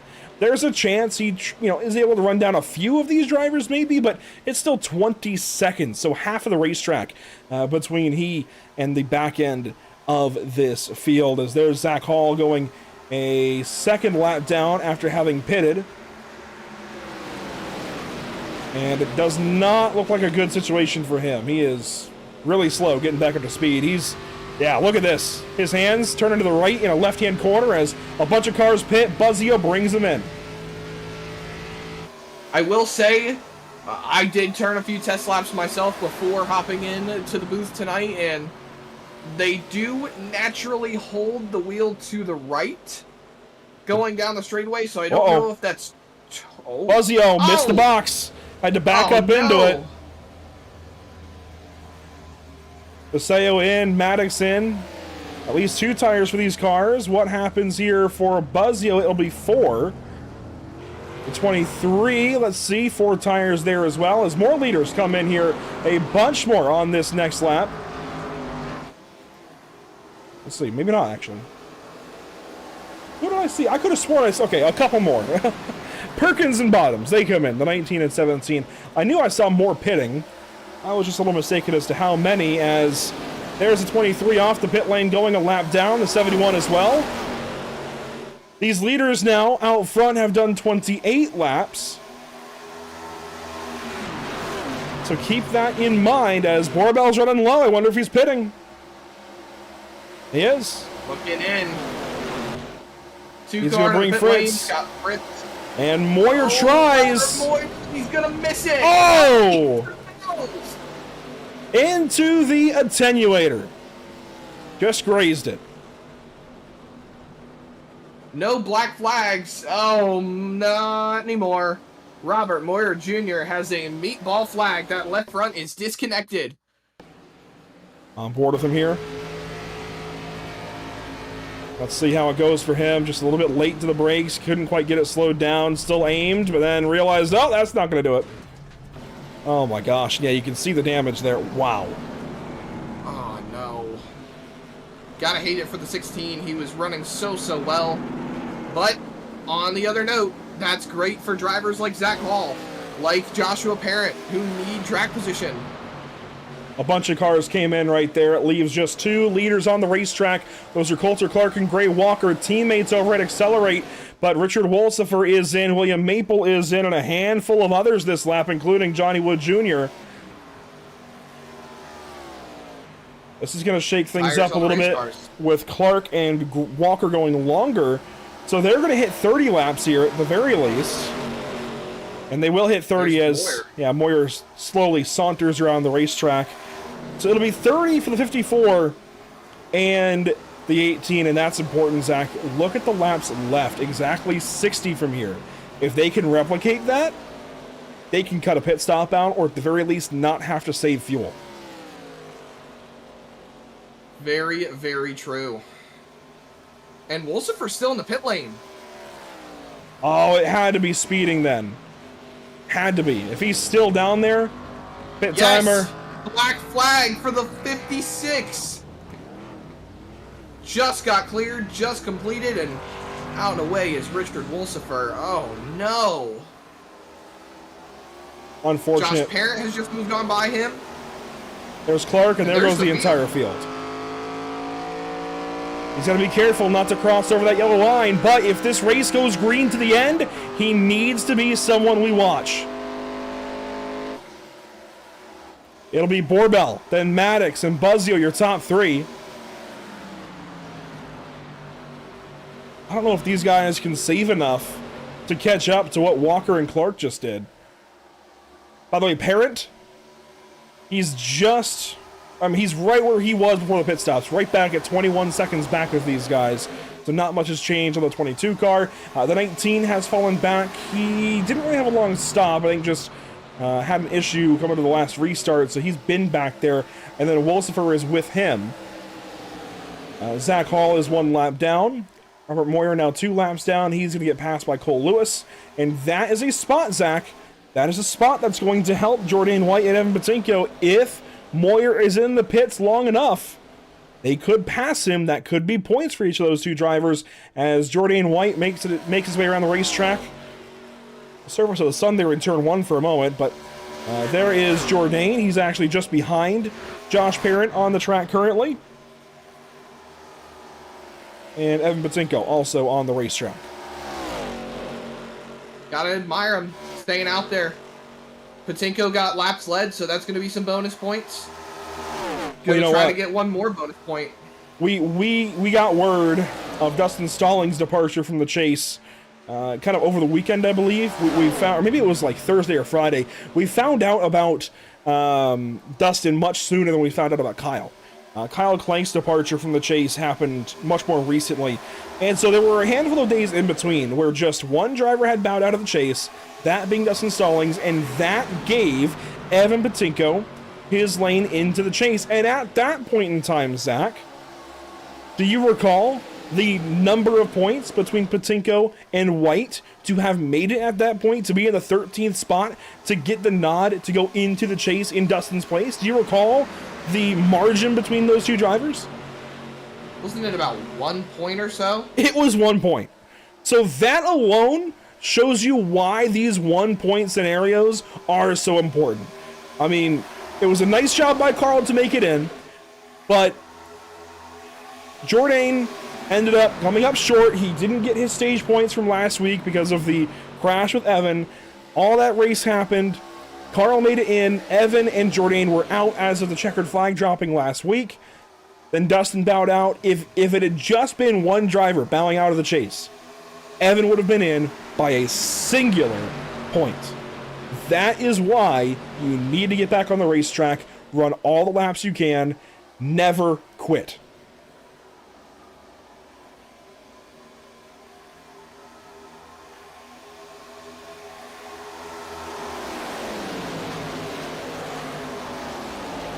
Well, you want to talk about not quitting. Look in front of these leaders. I don't think we can escape it this week. Lap cars running in front of the leaders. It's been a running theme the last few broadcasts here on the Pit Stop TV.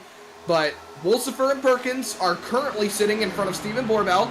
They are leading the train, but they are not leading at the moment. They are currently sitting as the last cars on the lead lap at the moment. So Wolsifer and Perkins just trying to hang on for dear life, but honestly, I think Borbell is just loving it because he is sitting there riding, drafting, saving fuel, and leading the race. What more could you really ask for? I actually don't think he's going to love this. I think he's going to want them out of his dang way. I mean, there is potentially a pro on the list for sure in that he can try to save some fuel here. But yeah, Borbell, he wants to get ahead of them as quickly as possible. It might help him separate from the rest of the field, maybe. Although now he's in dirty air behind Wolsifer. Maybe not. He might get stuck here for a little bit. And that could bunch this field back up. And that, I think, is why the 2 does not want this. Because, you know, Borbell and Buzzio can try and control this race from their position. As there's smoke from somebody. Not really sure who that would have been from. Jourdain White, actually, just left the pit lane. So that would have been his smoke from leaving the pits. He is back on the racetrack now after having made a quick pit stop for 4 tires and fuel. But again, the 2 and the 5, they can try and control this race. You throw those 2 lap cars in, it's going to make it a little more difficult. They are still out ahead of the 48. I just don't know if that's going to last. Now Borbell moving on by Caden Perkins, or at least trying to, down the front straightaway. See if he can put these guys 1 lap down. You know, we talked about Wolsifer. We talked him up at the start of the show and talked about how he could potentially go on and end his winless streak. He did get some laps led early on. Led in the early stages those first 10 laps before Borbell went ahead and took it away. 9 laps led for that 56 car. And now here he is. Currently sitting in the 16th position. Next car up the road would be Josh Parent, about 13 seconds away. But I hate to see it for Wolsifer.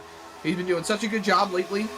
So consistent as Perkins is going to try to move on by and take that spot away from him. I'm not sure about that decision, personally. Because now he's going to slow up, and that's going to potentially move him behind the 2. So yeah, that's going to cost Caden. He's now shaking the car down there. What is he doing? Workington. Got loose. Maybe. I don't know. That was a very odd sight for sure. He's now going to go low down here on the apron and just kind of get out of the way of these leaders. That I commend in this particular circumstance. I think if it was regular season, he was still trying to make the chase. Maybe not. You know, you got to still fight for yourself. But now you have not made the chase. A bunch of chasers around you. Probably best to just go ahead and let them go.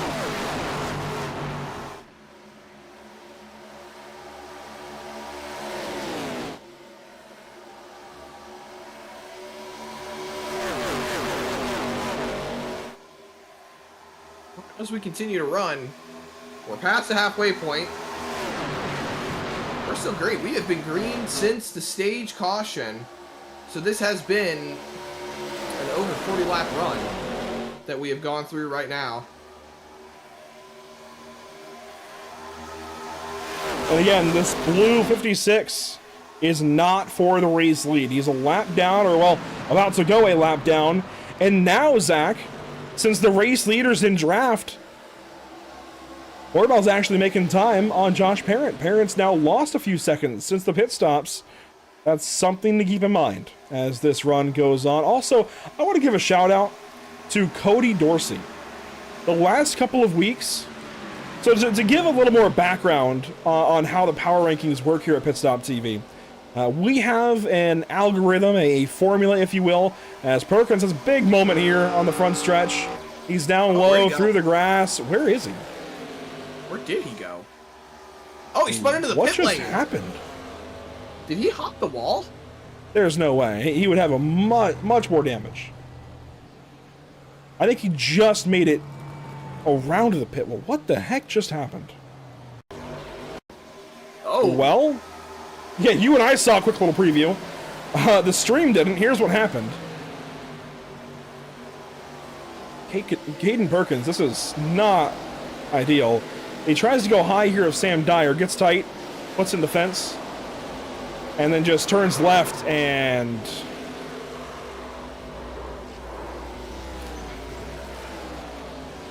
I mean, it is a Toyota Camry. It's blue and white. It's the right model of Toyota Camry, but it doesn't have a 55. It doesn't have an Aaron's logo. And that was 2012, not 2013. So, Caden, I don't think the Mark Martin Michigan recreation has gone too well. And he missed his box even and reversed quite a ways, and... well, I guess it's fair to say it's been an odd night all around.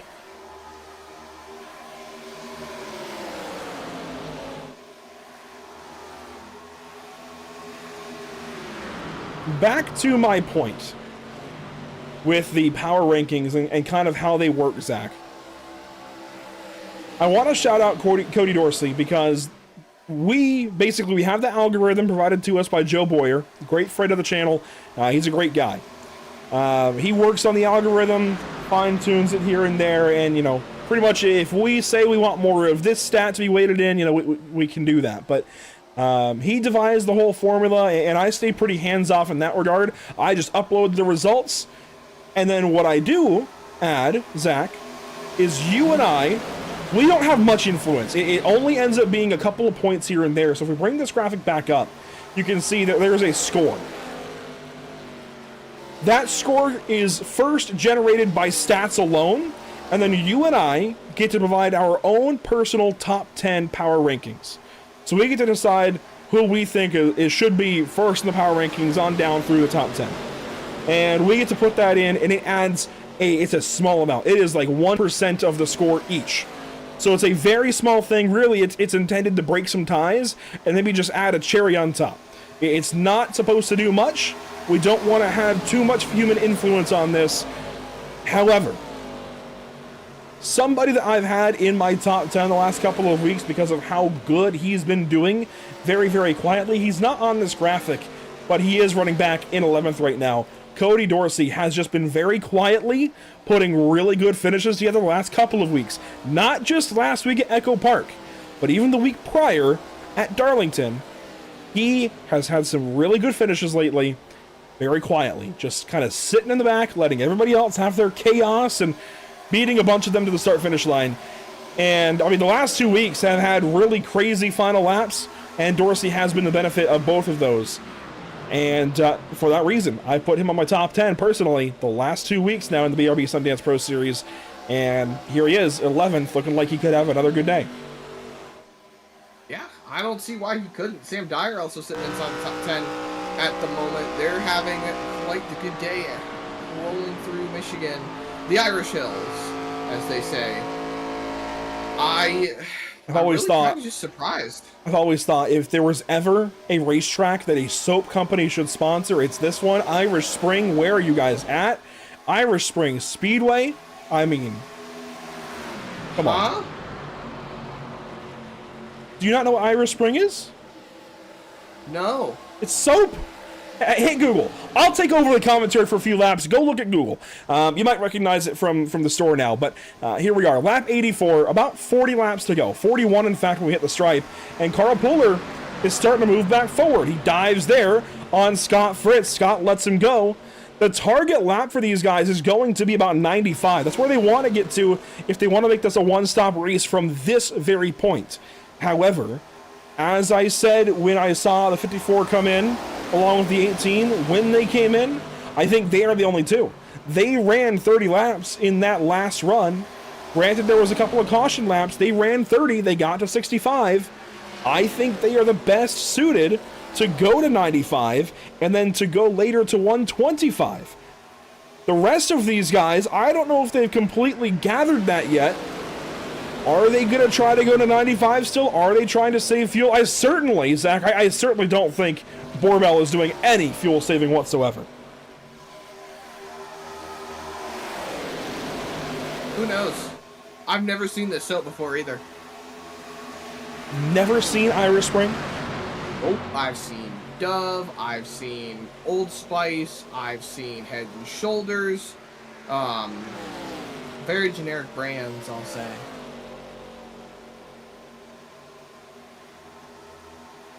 Hey, sue me. I'm shocked.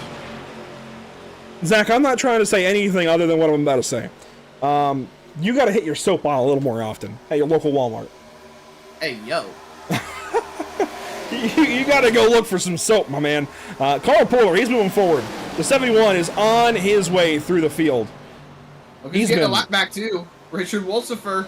Yeah. We're trying to, at least. Back down to the bottom, Stephen Oh, Borbell. don't squeeze the leader.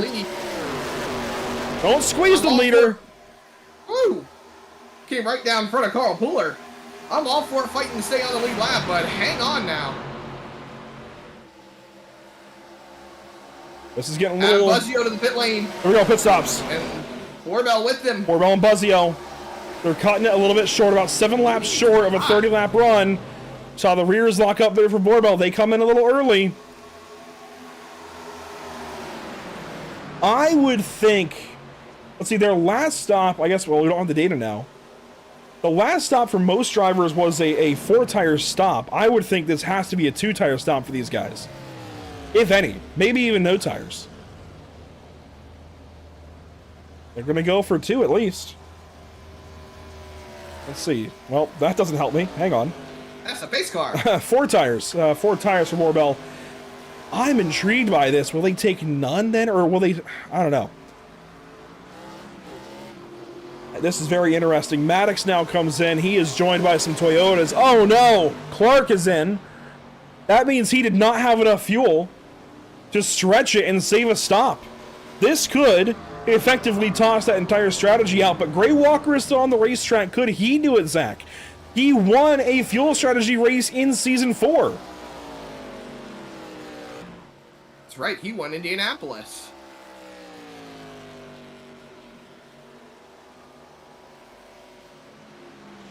I don't know. I am doing a bit of number crunching now, trying to see if this could be even possible.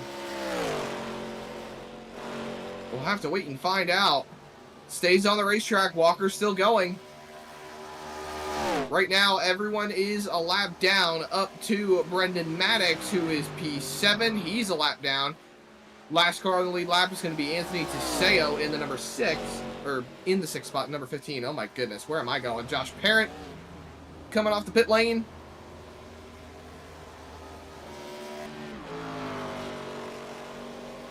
It's a quick stop for the 22 car. Oh no, oh no. Do you want to hear who got a black flag? Who? I'll let you take a guess. Tiseo? Maddox.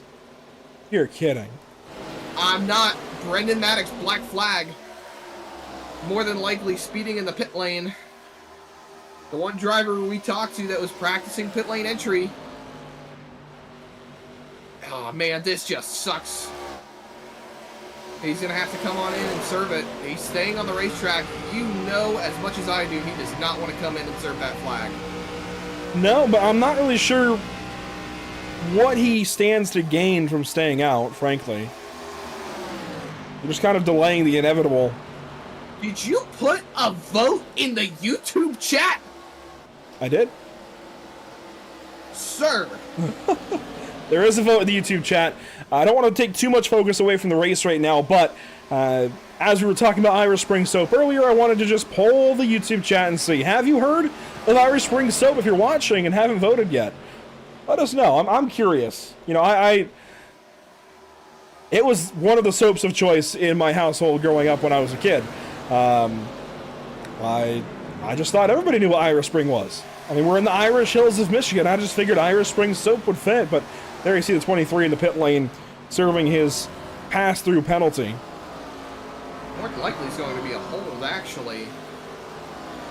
I think it's intended to be a pass-through, and this time it is. I know there were some issues with that back in Kentucky a handful of weeks ago. He was one of the drivers who faced that issue, I believe, as was Josh Parent.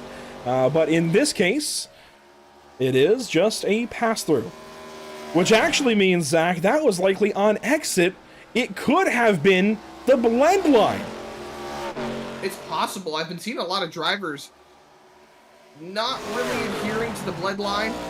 It's something that we've seen often, as Fritz is going to take his car out of the pit lane and start moving onto the racetrack as here we go. Stephen Borbell, Johnny Wood Jr., and Adam Buzzio. This is realistically your race lead as Walker's into the pit lane. One lap shy. If I'm Gray, I'm going to save as much fuel as I can in the pack, if I'm still in the pack this next run. Save as much as possible. Looks like you were right, actually, about the whole situation with Brendan Maddox. Unsafe pit exit. So yeah. More than likely was the blend line. Yeah, because if you're going to get a penalty on, if you're going to have to serve a penalty after you've left the pit lane, it's going to have happened on exit. And I just can't imagine that Brendan would have sped on exit. I can see speeding on entry, because you're trying to cook it down into the pits, and it's easy to be a little bit over the limit at the line, but I definitely did not expect Brendan to speed on exit, so the next thing, it couldn't have been unsafe pit exit because the cone is inside the wall. So then the only thing really left is, it is technically still unsafe pit exit, but it's because he went over the blend line. So a blend line violation, he would have dipped his right sides over the yellow line in turns 1 and 2 onto the racetrack a little bit too soon. There's a blue cone, if you don't know, here on iRacing, and actually, I can show this. I can show this for once. I do this on every track map, Zach. On every oval track map, I make the yellow pit lane line extend around to the blend line. So if you've ever wondered on a Pit Stop TV broadcast why we list the pit lane as not just being on the front stretch, but actually wrapping around turns 1 and 2 at places like Michigan, for example, where the pit lane is technically only on the front stretch, well, this is why. It's the blend line. You have to stay down on the apron of the racetrack until you exit turn 2. There's a blue cone and a blue line that signifies the point at which you may merge onto the racetrack. That's where that yellow line merges back underneath that blue line for the track map. So if you've ever wondered, that is why. Well, there you have it. You learn something new every day. And you know what we're learning? That this green flag run has been a long one. I don't think we've seen a green flag run this long in quite a while in the BRB Sundance Pro Series. Darlington maybe, but probably Kentucky. Now, Borbell and Buzzio are class of the field right now. The next level cars are certainly out there and making it known that they are here they're here to make some noise. Stephen Borbell and Adam Buzzio went at it at Vegas with Josh Parent. They went at it for the win at Kentucky. Buzzio has been in the mix at Vegas, Kentucky, Atlanta, Darlington, just waiting to get another win for that number 5 car. Maybe tonight will be the night. I'm sure Julie Buzzio is going to be watching and waiting to see if her husband will bring it home for another race victory in the BRB Sundance Pro Series. But you never know. Throw caution to the wind at this point because there are no cautions. Well, we still can have cautions. Let's be clear on that. But there haven't been any for some 62 laps or so. But Stephen Borbell, Adam Buzzio, back at Atlanta last week, Echo Park Speedway, I actually watched some of the broadcast back earlier today, and I recall mentioning, I think even it was in my post-race interview, even with Johnny Wood Jr., because we were making up his interview from the stage, which we might have to do with Brendan Maddox tonight. But Johnny, I thought, was one of, if not the favorite for the chase this season as of today. As of the chase beginning, I figured he would be one of, if not the guy to beat. We haven't seen much of him. He has a couple of laps led, but he started back in 15th.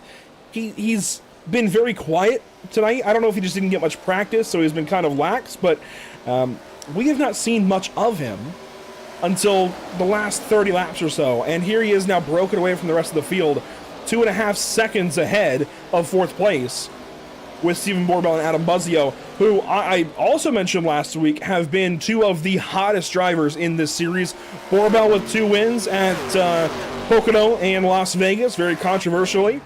But, hey, they've been fast, they've been quick. I thought Adam might have taken over the Power Rankings lead, and then Zach Hall came through and won at Atlanta last week. And Hall, by the way, there he is on the inside getting lapped with his damage. He is going to go a 4th lap down, it looks like. No, 3rd. A 3rd lap down, as he still rides in 17th spot. He could lose position here to Cole Lewis. Well, actually, speaking of the devil, he did just lose position to Cole Lewis. So that is another point right there that he will end up losing, and realistically bringing up the chase standings. This is going to be huge for Buzzio, Borbell, Johnny Wood Jr. Zach Hall's more than likely going to drop out of this. Brendan Maddox could drop down quite a bit as well. We could see Richard Wolsifer fall quite a few points down as well. Just looking at where they're running on the racetrack, Josh Parent could potentially fall down a little bit further. It could relatively be negated based on the fact that Brendan Maddox has dropped down quite a bit as well. But that's just going to help a lot of these guys move further forward. Scott Fritz is more than likely going to gain out of this. Borbell, Wood, Buzzio, Coulter Clark, Carl Pooler. We're going to see some real changing of hands if we don't get a caution to shake this up. If they finish as they currently run, I don't know the exact order, but the top 5 will certainly be the top 4 plus Buzzio. Hall will drop down. Parent will drop a little bit, maybe. Well, he might stay around the same spot. Just about. Wolsifer will probably drop behind Clark and Pooler. And Patinko and White, unfortunately, this could be their season hinging on tonight, unfortunately, for them. It's going to be really hard to dig themselves out of the hole they've gotten. They're already now 30 points back, effectively, since they got no points in the stage and Maddox got all 10. It's going to be really hard for them to dig out. I hate to be so blunt and so pessimistic about their situation, but to be honest, I don't see it going for the 81 or 83 without some really drastic things happening. And now that we've taken a look again at the point standings coming into tonight, how about the schedule coming into this evening?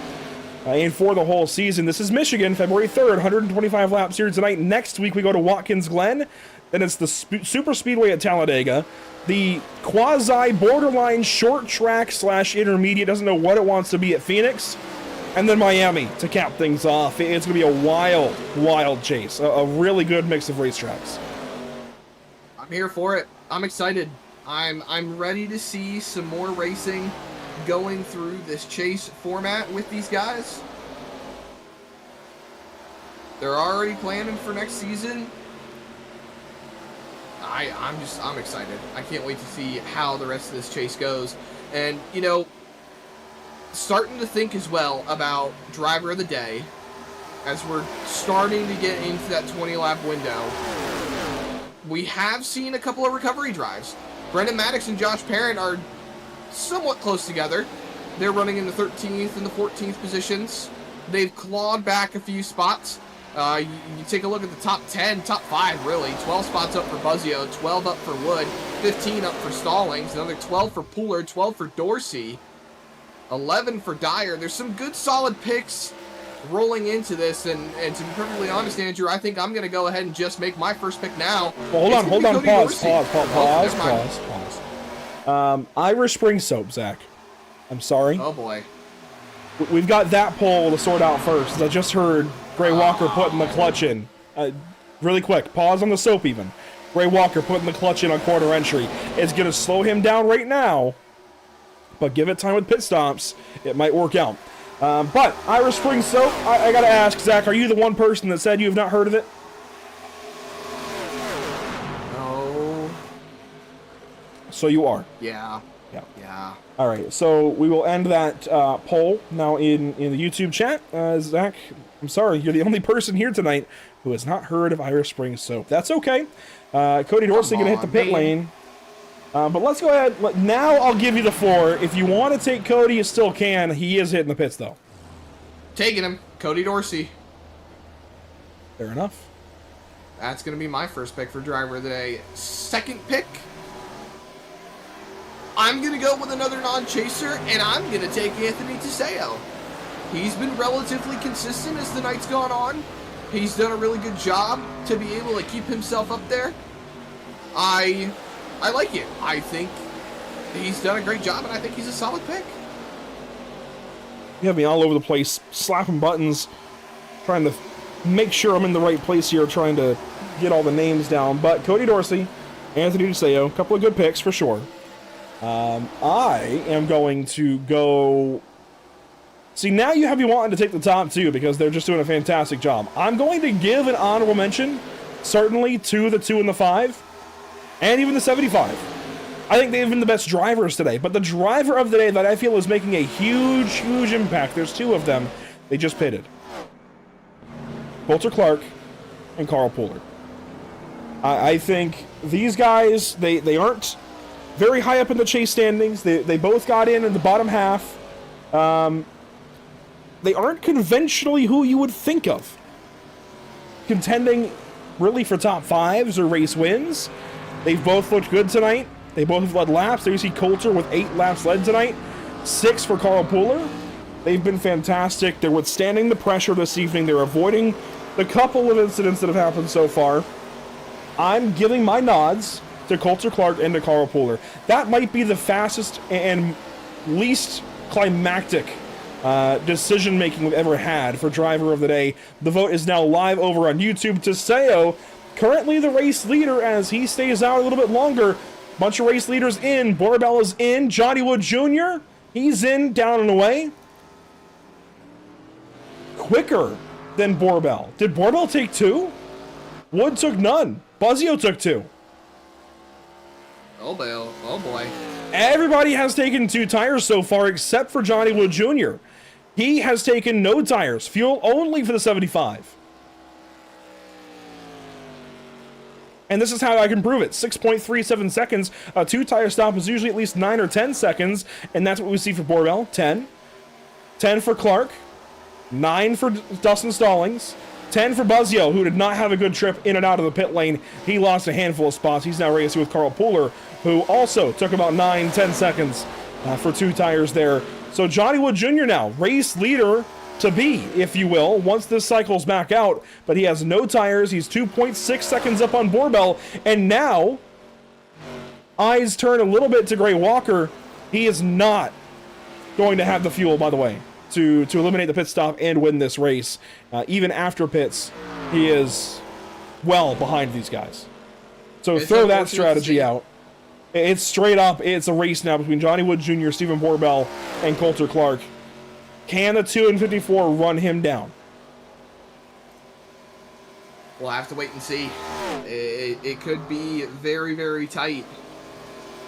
You know what graphic we haven't broken out in a handful of races? Lap times. There it is. So Johnny Wood, last lap, 39.15. Second. Yep, half second for Borbell. Borbell should definitely get there. And straight up, tires versus none, even 2 versus none. Borbell's going to have the edge. With the draft, Johnny might be able to hang on. I'm not going to rule out a Johnny Wood win. But if this rate continues between these two, I think most certainly Stephen Borbell will get there. And Stephen's got draft now from Wolsifer. Wolsifer, if anything, for his teammate, might want to get out of the way. Might want to stop giving draft to the 2. They say that, and Borbell goes low. That's going to hurt him. still pinching tight. Teammate's gonna hold him back. Try to defend Johnny and get him this win. Well, now, if you're Richard, you want to race the 2 cars. Slow him down. Help your teammate out. As Teseo hits the pit lane, there is the 15. Ghost Energy Ford Mustang. That leaves 3 cars on the racetrack, including the 48 of Scott Fritz, who will pit now. That will now leave Jason Bottoms and Josh Parent.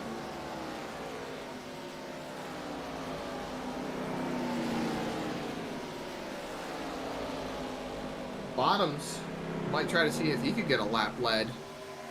That'd be cool to see. He did lead practice today. Fastest lap of the whole session. Parent back down to the pit lane. So that's going to give a spot to Johnny Wood Jr. here. Look at the 2. There's Borbell pulling him back. The gap is down about a half second. Oh, man. That was a half-second difference between the 2 of them that lap. So, by that logic, give it about 1 to 2 more laps.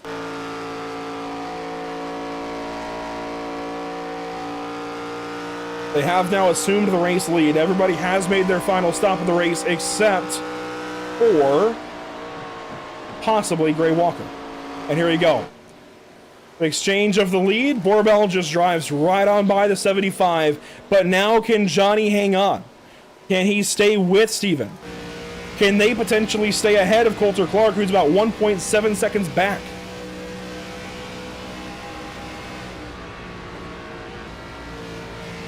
This is getting tough. This is going to get real tough here.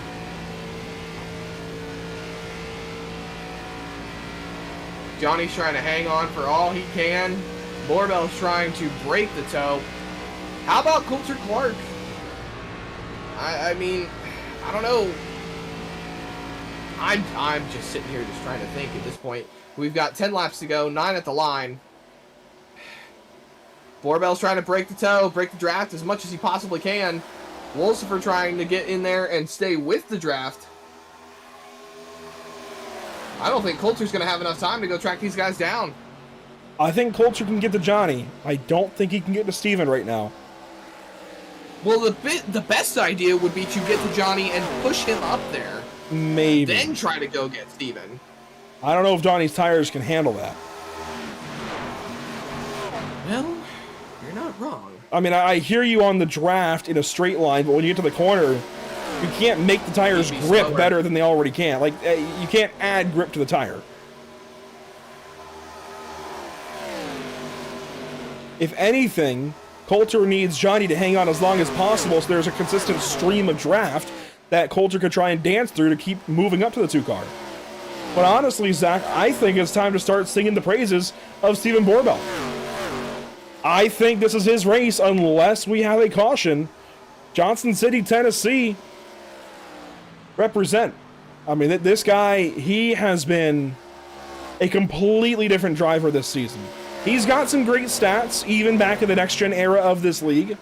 But moving over to this ARCA car, he has been a completely different driver, so much more competitive.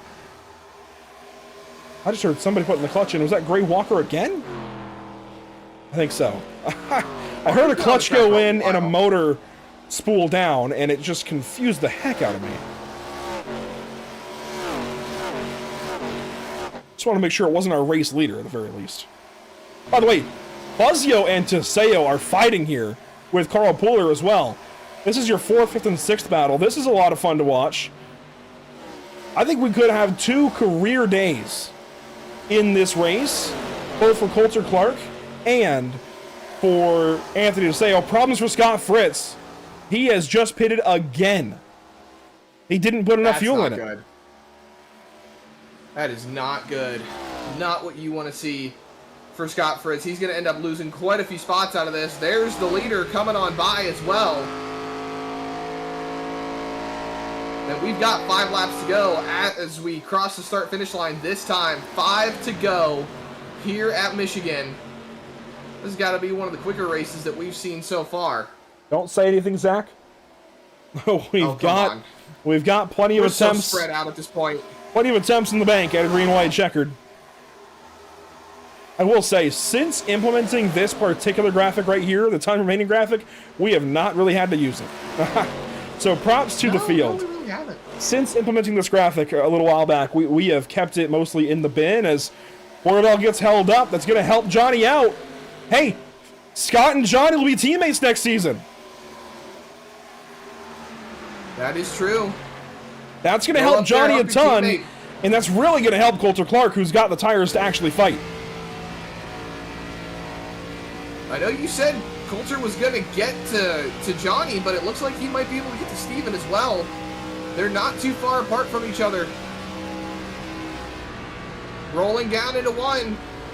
Borbell's hanging behind the 48. This is going to put them all back together. Got ourselves a race, ladies and gents. We thought in the last run it would be the 2, the 5, and the 75. Now it's the 2, the 75, and the 54.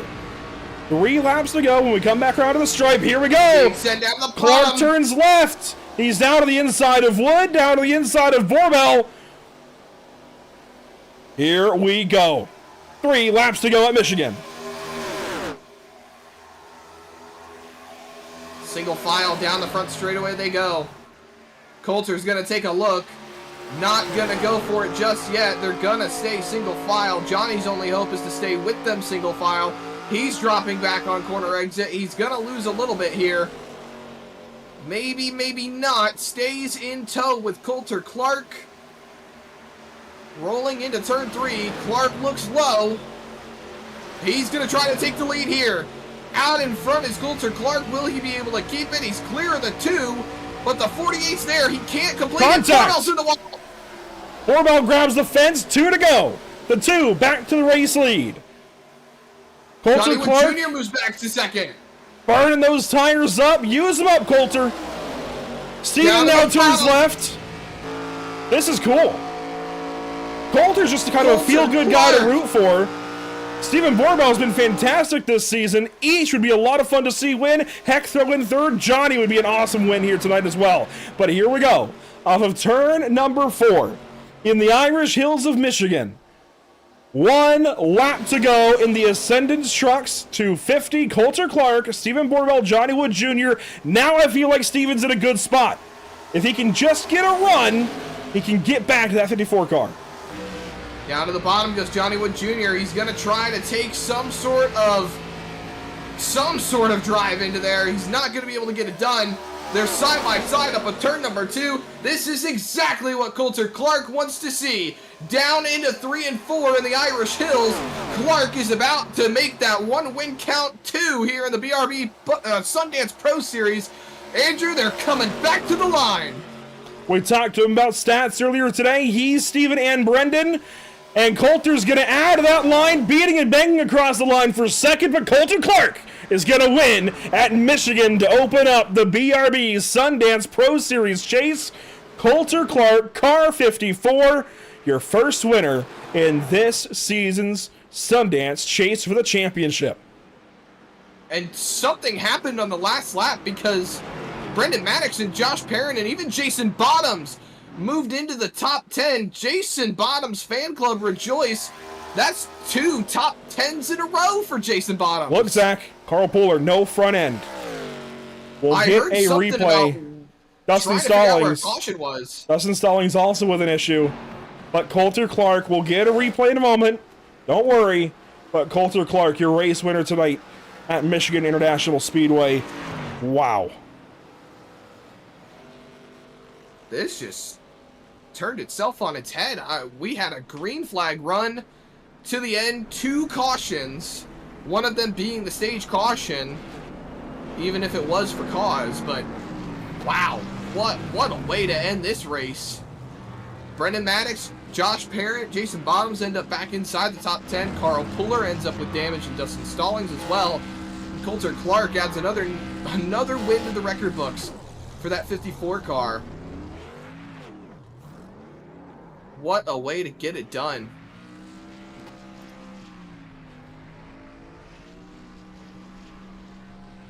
And it's a big burnout here at Michigan for Coulter.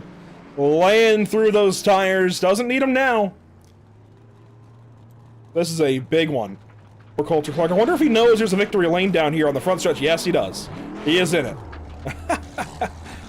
Coulter parking it down there in victory lane this evening. Absolutely deserved. And you know, Zach, I said it might be a long shot for Coulter to get the win tonight. And that he was a long shot to even put in the driver of the day vote, yet here he is. He's just won the race. That's cool. Good. Burnout in victory lane. Gotta love it. When's the last time you saw a driver do that at Michigan?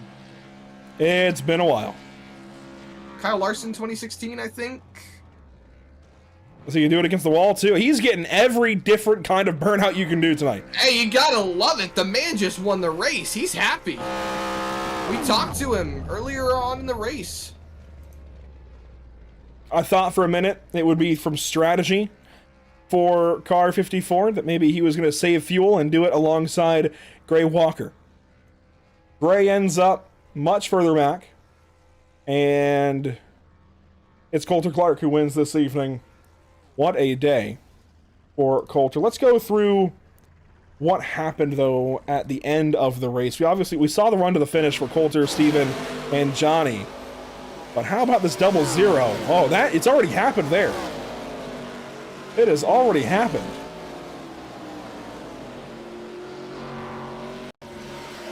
Let's give this some time to shape up. They were racing with Adam Buzzio, Anthony DeSeo, and a few others. Richard Waltzford just behind. This is about a lap prior, so it gives us some time to kind of see what builds up to it.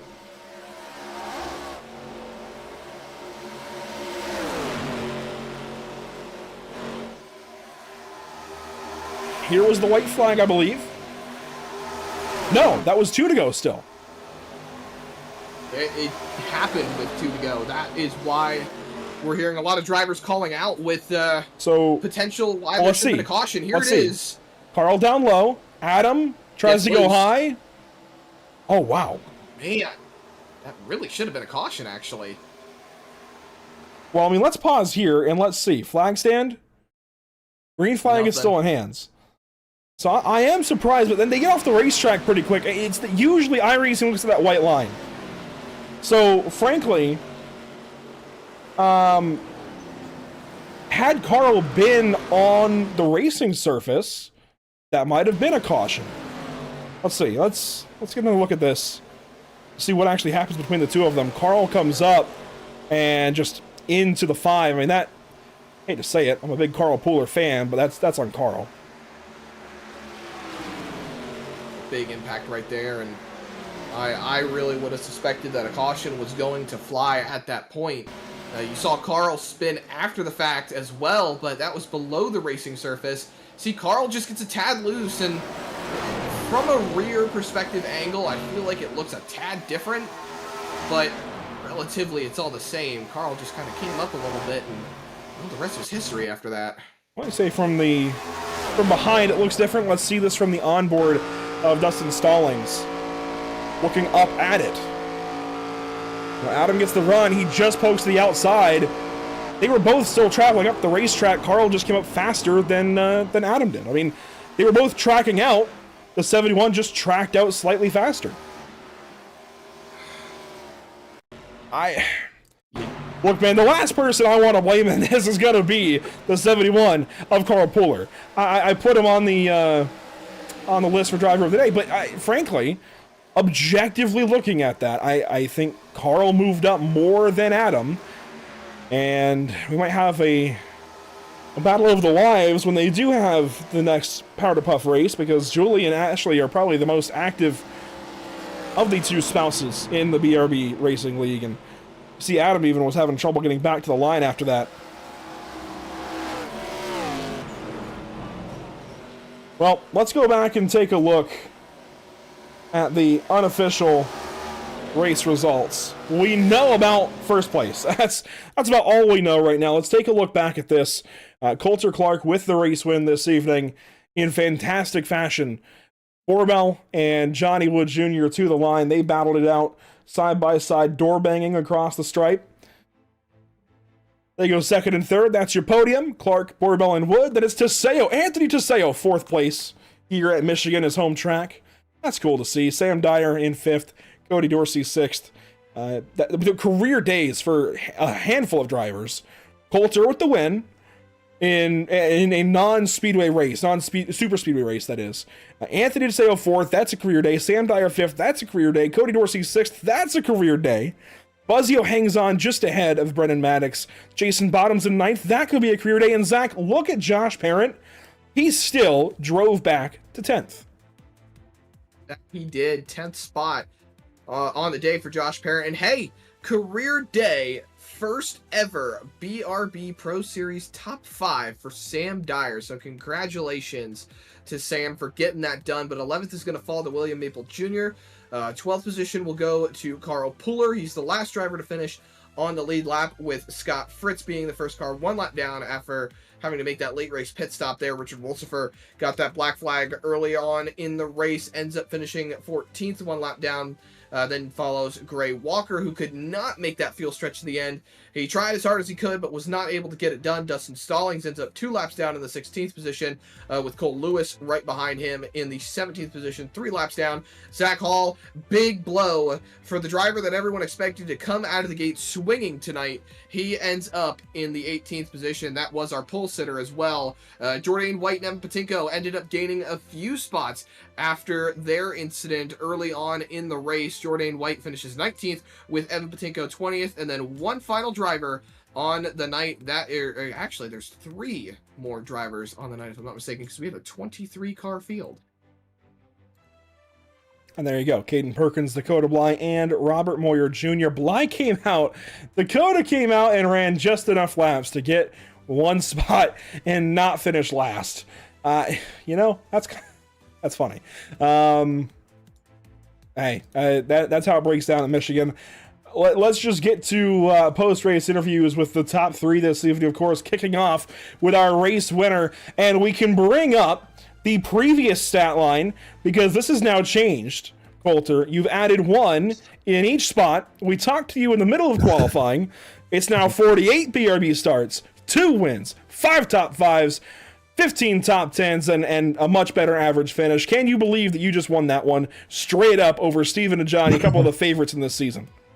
I really can't. I didn't expect to go catch him. I was looking at the interval, and honestly, I was like, well, there's no way I catch him. So I just put down qualifying laps, and I think Steven had a problem there with Fritz on the high side, so that really helped me a lot. So being able to catch them like that, I mean, I was just as shocked when I caught him. Not only did you catch the 2 car and the 75, but you run them down, you pass them. How worried were you, though, on that final lap when Steven was behind you coming to the white flag? He had every chance in the world, if he just got a good run at any point in time, to get up to you and try and pass you down in 3 and 4. Yeah, I didn't want to make my move as early as I did, but I saw him get checked up by Scott there on the outside, so I decided, well, might as well make my move. So I went down to the bottom, and then I saw him jump in line behind me there, and I thought he was going to get a run, but he just never got it. I think him and Johnny got side by side, so that helped me pull away a little. And then once I got to a 2-3/10 lead, I felt like I was fine to go win the race. And obviously, we don't have the point totals necessarily on screen, but this is going to be a much better situation for you. I'm not entirely sure how many stage points you're going to grab, but you're going to get some points big time over guys like Brendan. Even though he gets top 10, you're going to get a handful over him. Certainly you're going to gain a bunch on Scott, on Zach Hall, a handful on Adam, a good bit on Josh, and plenty on Richard, and certainly on Carl, Evan, and Jourdain. So does this at all change the way you look at the next 4 races? Are you going to practice maybe a little bit harder and focus on maybe longer runs, or is this going to change anything for you? Probably, yeah. There's definitely still things I got to tweak, some things that I could have done better this race. I mean, I can say it worked out, but there's, obviously the chance that it doesn't. So, yeah, small things, just whole race really. Colter Clark grabs himself a win here at Michigan International Speedway. Watkins Glen next up. Call your shot. Can you do it again? Man, I hope so, but I'm not going to be that cocky. Fair enough. Colter Clark with a big one here at Michigan International Speedway, winning the Ascendance Trucks 250. Colter, congratulations. Unfortunately, I can't interview pre-race every week, but maybe we'll try to arrange it one more time this season. All right. Thank you, guys. Colter Clark, qualifying interview into a race win here at Michigan. Let's go on and get the second place driver. He was second in pre-race. He's second on the racetrack. He is. Stephen Borbell brings the number 2 car into the number 2 position. You led a race high 57 laps on the day, but Stephen, you got tracked down at the end. Tell us about it, man. What happened there at the end that you think might have been spun differently, that you could have walked that car to victory lane? Yeah, I mean, first off, congrats to Colter. He raced his butt off trying to catch up to Johnny and I, and at the end of the day, he made it work. I think things might have been a little bit different if I didn't have a future 5-6 Motorsports or whatever their team name is, 6-5 Motorsports driver in front of me. With Fritz up there, there was no way to get around him, and he wasn't just letting it go. But I'm just thinking, if I was in his shoes, I would have played it differently, and if that's how he wants to race it, so be it. But at the end of the day, Colter beat me, and he deserved it. Great to hear. Good sportsmanship. That's what I love to hear. But thinking about this now from a chase perspective, you gained definitely a great amount of points. There were a couple of guys that had some faltering issues throughout the race. How do you think this is going to affect your 5-race chase moving forward now? It was a great start for the chase. I'm happy with it overall. It was a quote-unquote good points day. Going into we're at Watkins Glen next week. Road courses are very iffy, and then Talladega is who knows what's going to happen. So at least starting off on the good foot, getting the points where I can get them, and hopefully just keep riding that momentum and building from it. And talking about momentum, you especially, you and Adam, realistically, the Next Level cars have been very, very consistent over the last few races. The consistency is really starting to build, and just mention it about taking that, rolling it through these next 5 races. How do you feel about going into a road course now? We're going into different track disciplines. Now we're moving from a speedway, super speedway, to a road course. Do you think you're going to keep carrying that consistency, or maybe try and practice a little bit extra on this road course? I mean, I'm going to practice as much as I can on the road course. At the end of the day, I know I'm not going to go out there and battle for a top 3, even a top 5 probably, but as long as I can get some stage points next week, get a good finishing position, and move on to Talladega, I like my chances. Once we get to Talladega and Phoenix and Homestead, I think I'm pretty okay there. So we'll see. Love to hear it. Stephen Borbell, second place on the night here at Michigan, and we've got our third place finisher, Johnny Wood Jr., standing by Andrew, and I'm sure he's happy to be here. I guarantee you he wanted to be one spot higher, but it is good to check in with Johnny Wood Jr. at the end of all of this. And a great mountainous paint scheme there with the Coors Banquet colors on that 75. You get home third place, but boy, what could have been if you maybe had 2 tires, or would you change that pit call if you could? Yeah, I don't think I had enough banquets in me for that last stint. I was running off of 2 tires. I didn't take tires on the last pit cycle, and then the one before that I took 2. So that was just kind of, sitting in the water, just sitting there, no draft help. Yeah, got a little lucky at the end with Fritz, getting in the way, kind of pulled us all back together. Colter Clark kind of got around us. I was kind of assuming Steven was going to walk away with that one, but it was a good finish, good fun race, clean. Everybody did pretty good with not, getting in too many wrecks, causing a bunch of cautions. We came a long way from the beginning of the season. So And I said last week at Atlanta that I felt like you were one of, if not the favorite, certainly for the season as a whole. Well, you know, all the way back from Daytona through now. And I think you're still certainly in that conversation. Third place tonight, maybe it wasn't as flashy as some drivers were earlier on in the race, but the result at the end matters. Third place, you're right back up front, putting points together. Can you keep this up with Watkins Glen coming up next, then Talladega, Phoenix, and Miami? Yeah, we're gonna try. Luckily, I got some stage points on this one, and then finished well as well. But yeah, Watkins Glen will be fun. The real, in my opinion, I feel like your guys that normally run up front is going to run up front for all these races, but Talladega is going to be the sway. Like if you don't finish up front in Talladega, I don't think you're gonna like those final 3 races. I feel like the bed's made for those lower chase drivers, and they kind of get out of the way for the top 5, top 6. So if when you come out of Talladega, that's that's going to be the game changer, I feel like. I 100% agree. I think we're going to have the most clear picture when we unload in Phoenix as to how this championship might actually go. Johnny, congratulations. A great run for you, as we've been seeing a lot of this season. Best of luck these next 4 races. Yeah, appreciate it. Shout out to Justin. He is back from Syria. He has made it to the U.S. from his deployment, so he is back in the USA. Shout out there. Appreciate Not it. sure who Justin is, but glad he's back home safe. Yep. Thank you, sir. Later. Johnny Wood Jr. with a big run here tonight at Michigan International Speedway. A solid run, and certainly I think is going to feel good to be the top Chevrolet of the evening. And always, it's a good night, I think, when you're talking to us at the end of the race. So that's typically a signifying factor that you finished top 3. But we do have one more driver to talk to. We, unfortunately... I was waiting for it. Yeah, well, he disconnected from the Discord. I had to go run him back down.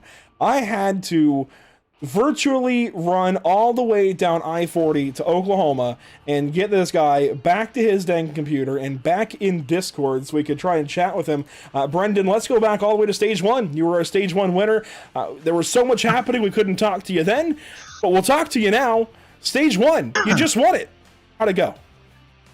Oh, I feel great, man. The car's going great. No, to be honest, there, I don't know if you guys caught it before stage, but coming to the pits there, I got really, really sideways and really, really messed up. Well, we saw. Well, okay. So I think that's the thing that got me the lead. I entered pit road. I don't know if hot was the word. I think I had my bias lower than I wanted to, and it's just, I mean, whenever you hit pit road like that, you just got to be brave and hope it sticks. And I kept it from hitting the wall. I didn't speed, so I did what I needed to there. Surprisingly, if there was any stop I would expect that something stupid happened on, would have been that one. Not the second to last one. But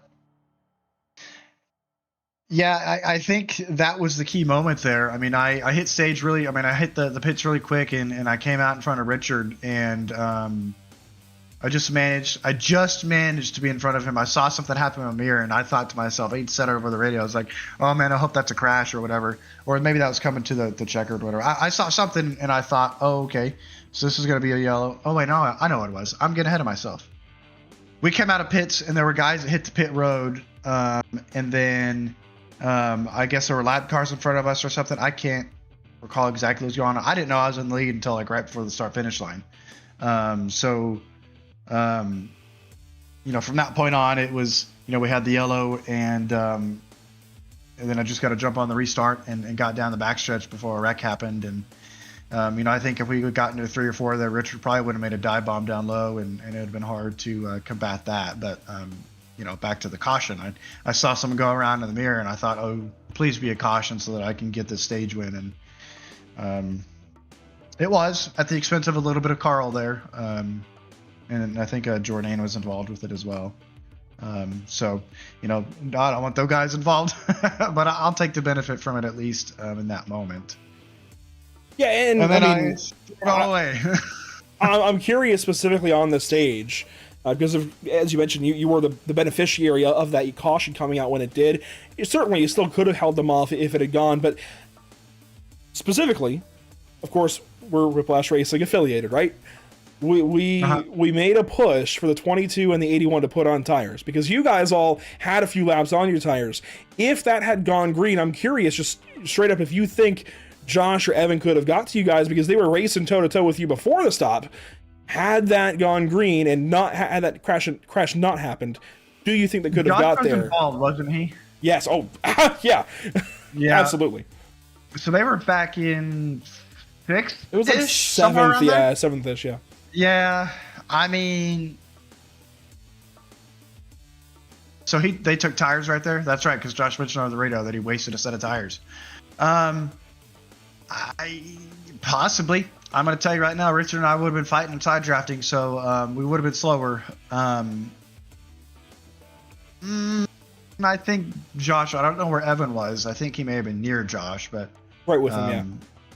Yeah, I think it'd have been close. It'd have been real close. They'd have been hard to hold off whenever we're on. Yeah, I took no tires there, so that would have been really, really difficult to hold off. Man, I didn't realize they were on new tires. I didn't even think about that till now. Would have been interesting. Totally ruined that strategy. Would have been interesting at the very least. Well, I got to ask you this before we get out of here for the evening. Watkins Glen next week, and obviously I think these cars are fantastic on road courses. You can really sling them around. What's your experience? I know we had Long Beach earlier this season, which that's a whole different story. The bumps and everything, that's crazy. But these cars at Watkins Glen, a blast. I'm ready. That's one I've had my sights set on. I think I'm pretty good at road courses. I would have done top 2, if not better, at Watkins Glen last season in the next gen. So I've that's been one that I've kind of circled that I'm going to attack, and I'm going to come out the gate swinging there. So, and I think of myself as a decent road course racer in the league. We'll see. I'm going to come out swinging, and we'll see where we land. Well, it's good to talk to you, Brent. I know, 90 laps late, but good to talk to you at the very least about that stage win, and hopefully we're talking to you again soon. Awesome. Thank you, guys. Brendan Maddox with a review there, a little bit of how his race went this evening. Zach, it's interesting to hear his side. He didn't even realize that Josh and everyone on tires. And I'm just curious, it could have been anybody in that situation who put tires on, but we've seen that specifically at Michigan before. Go back a season 4, I'm pretty certain, I forget who it was, the name, I don't know, but I recall the situation, somebody put on tires right at the end of a stage when other drivers saved a set, and they blasted through the field. And it was like deja vu for me when the 22 and 81 had the chance to put those tires on. Like deja vu, the opportunity was there, and I'm just so curious how that would have gone with this car versus the next gen. We may never know. Maybe one of these races to the end, I don't know. But Watkins Glen is next up for these guys. How do we feel about that from our side, Zach? I feel like we've just got so much drama going into it now. I think everything's just changed pace completely with how the end of that race went, just how the penalties were levied, how the cautions didn't come out. I mean, we're just rolling now. Watkins Glen is going to be an interesting race to say the least, especially from the fact of it's a different ball game. It's a road course, meaning we're not going to have traditional full course yellows. We're going to have sector yellows that are going to be going off here and there if someone spins, and then we're going to have the stage caution. I mean, that's just about all there is to it. There is the possibility that race control can throw a caution if need be, but, I mean, realistically, what else is going to happen other than just the stage caution? So, I would say just be prepared for aggression, to say the least. It'll be fun to see how next week goes as we get back to only our second road course with this ARCA car. And again, I think they're a lot of fun on road courses. I've done a little bit of Watkins Glen testing. I think it's a really enjoyable car to drive around a course like Watkins Glen. Momentum based, you're in the throttle a lot, you can really abuse the car, but how hard can you go on tires? I don't know. We'll find out next week when we get to New York, Zach. We did, by the way, have a runoff vote for driver of the day, and it has just been decided. Can you believe it? Coulter Clark is going to win today's driver of the day vote. I think this is so deserving. I go back to Las Vegas earlier this season. He really felt like the guy to win that race at one point in time. It didn't pan out. The strategy didn't work out for him tonight. Everything aligns. He wins. driver of the day. He's on top of the world until we get to Watkins Glen next week. That he is, and you gotta love it. I mean, the man's been putting in the work, and the work's paid off for him. Got the win done tonight. Can't wait to see what he's going to try to do next week, and he's got to feel great. That's got to be amazing for his championship hopes. It's definitely going to help him. I don't know how the points are going to align just yet. There's a little bit of that that's under contest, so we'll just go ahead and, I think, continue to sign off for the evening and revisit it next week at Watkins Glen, but definitely it's worth watching. Keep an eye out next Tuesday for exactly how these standings look when we get to New York. But, Zach, a big thank you goes out, of course, to our partners with the series: Sundance Pizza, Sundance Trucks, Ideal Lease, KC Athletics, Rev Sim Shop, Performance Food Group, Whiplash Sim Cams, CC's Business, and MXWraps.com. And boy, a big mention to our partners as well: Whiplash Sim Cams, MXWraps.com, ATVO, Murtis Esports, CC's Business, and the North American Racing League. We do have one more graphic customarily to go over. Here it is, the upcoming broadcasts here on the channel. And you might notice a car you haven't seen on this graphic ever before. That is the 2003 Ford Taurus for the NASCAR Cup Series. So this Thursday, of course, a typical doubleheader for the North American Racing League and Sarah Super Series. We take the GT3s out to Spa and the Super Lates out to New Smyrna this Thursday evening. That's up next for us here on the channel. It'll be the GT3 AM drivers in North American Racing League. That means a lot of the drivers, including Coulter Clark, that you just saw here this evening, will be in that race. Coulter, let's see, I'm going to go through as many as I can recall. Coulter Clark, Brendan Maddox, Richard Wolsifer, Robert Moyer has joined that series. Racking my brain. Cameron Gilmore, Braden Van Wingerden, Mason Houseman runs over there. He was fantastic last time. And one of our drivers actually from the Sunday series that we've just gotten started with, the All-American Racing League, Clifford, forget his last name now. But Zach, you should recall Clifford from Sunday morning. He's going to be racing. Clifford Allison III, that's who it was. Clifford Allison, he'll be racing this Thursday as well. So some crossover, bunch of oval guys wanting to hit the road courses. They'll be in that Thursday race. Then a bunch of championship scenarios starting to play out on Thursday's second broadcast with the Sarah Super Series. And then Monday, 2003 NASCAR Cup cars, Zach, out to Auto Club Speedway, California Dreamin' for the NORA Retro Cup Series, brought to you by Harpoon Design. That's going to be a lot of fun. Oh, I'm excited for it. The 2003 2003 Gen 4 cars, oh baby, they hit right. It's something else. I love seeing them. I love seeing them on the racetrack, and so many places to follow along here on Pit Stop TV, pitstoptv.com, facebook.com/pitstoptv, instagram.com/pit_stop_TV, tiktok.com/pitstoptv1, twitch.tv/pit_stop_TV, youtube.com/pitstoptv1, and x.com/pitstoptv_. So many great races coming up, so many great places to follow along. I'm super excited for everything we've got going on lately. It's just been a blast. There you go. We are out of here, out of Michigan for the evening and for the foreseeable future. These are the broadcasts coming up. Of course, next week we head out to New York here for the BRB Sundance Pro Series for the next race at Watkins Glen. Going to be a lot of fun. A lot of broadcasts coming up, a lot of great racing coming up. You got to stick with us here at Pit Stop TV to see what's next and how all of these series go, as 2026 is still just getting started. Thanks for joining us here this evening. It's been a lot of fun, but that will do it for us here tonight at the Michigan International Speedway. Zach, thanks for joining us as always. We'll see all of you next time, hopefully for the BRB Sundance Pro Series at Watkins Glen, but hopefully even before that, as we get set for a doubleheader this Thursday. GT3 cars at Spa, Super Late Models at New Smyrna. It's going to happen fast. We'll see you then.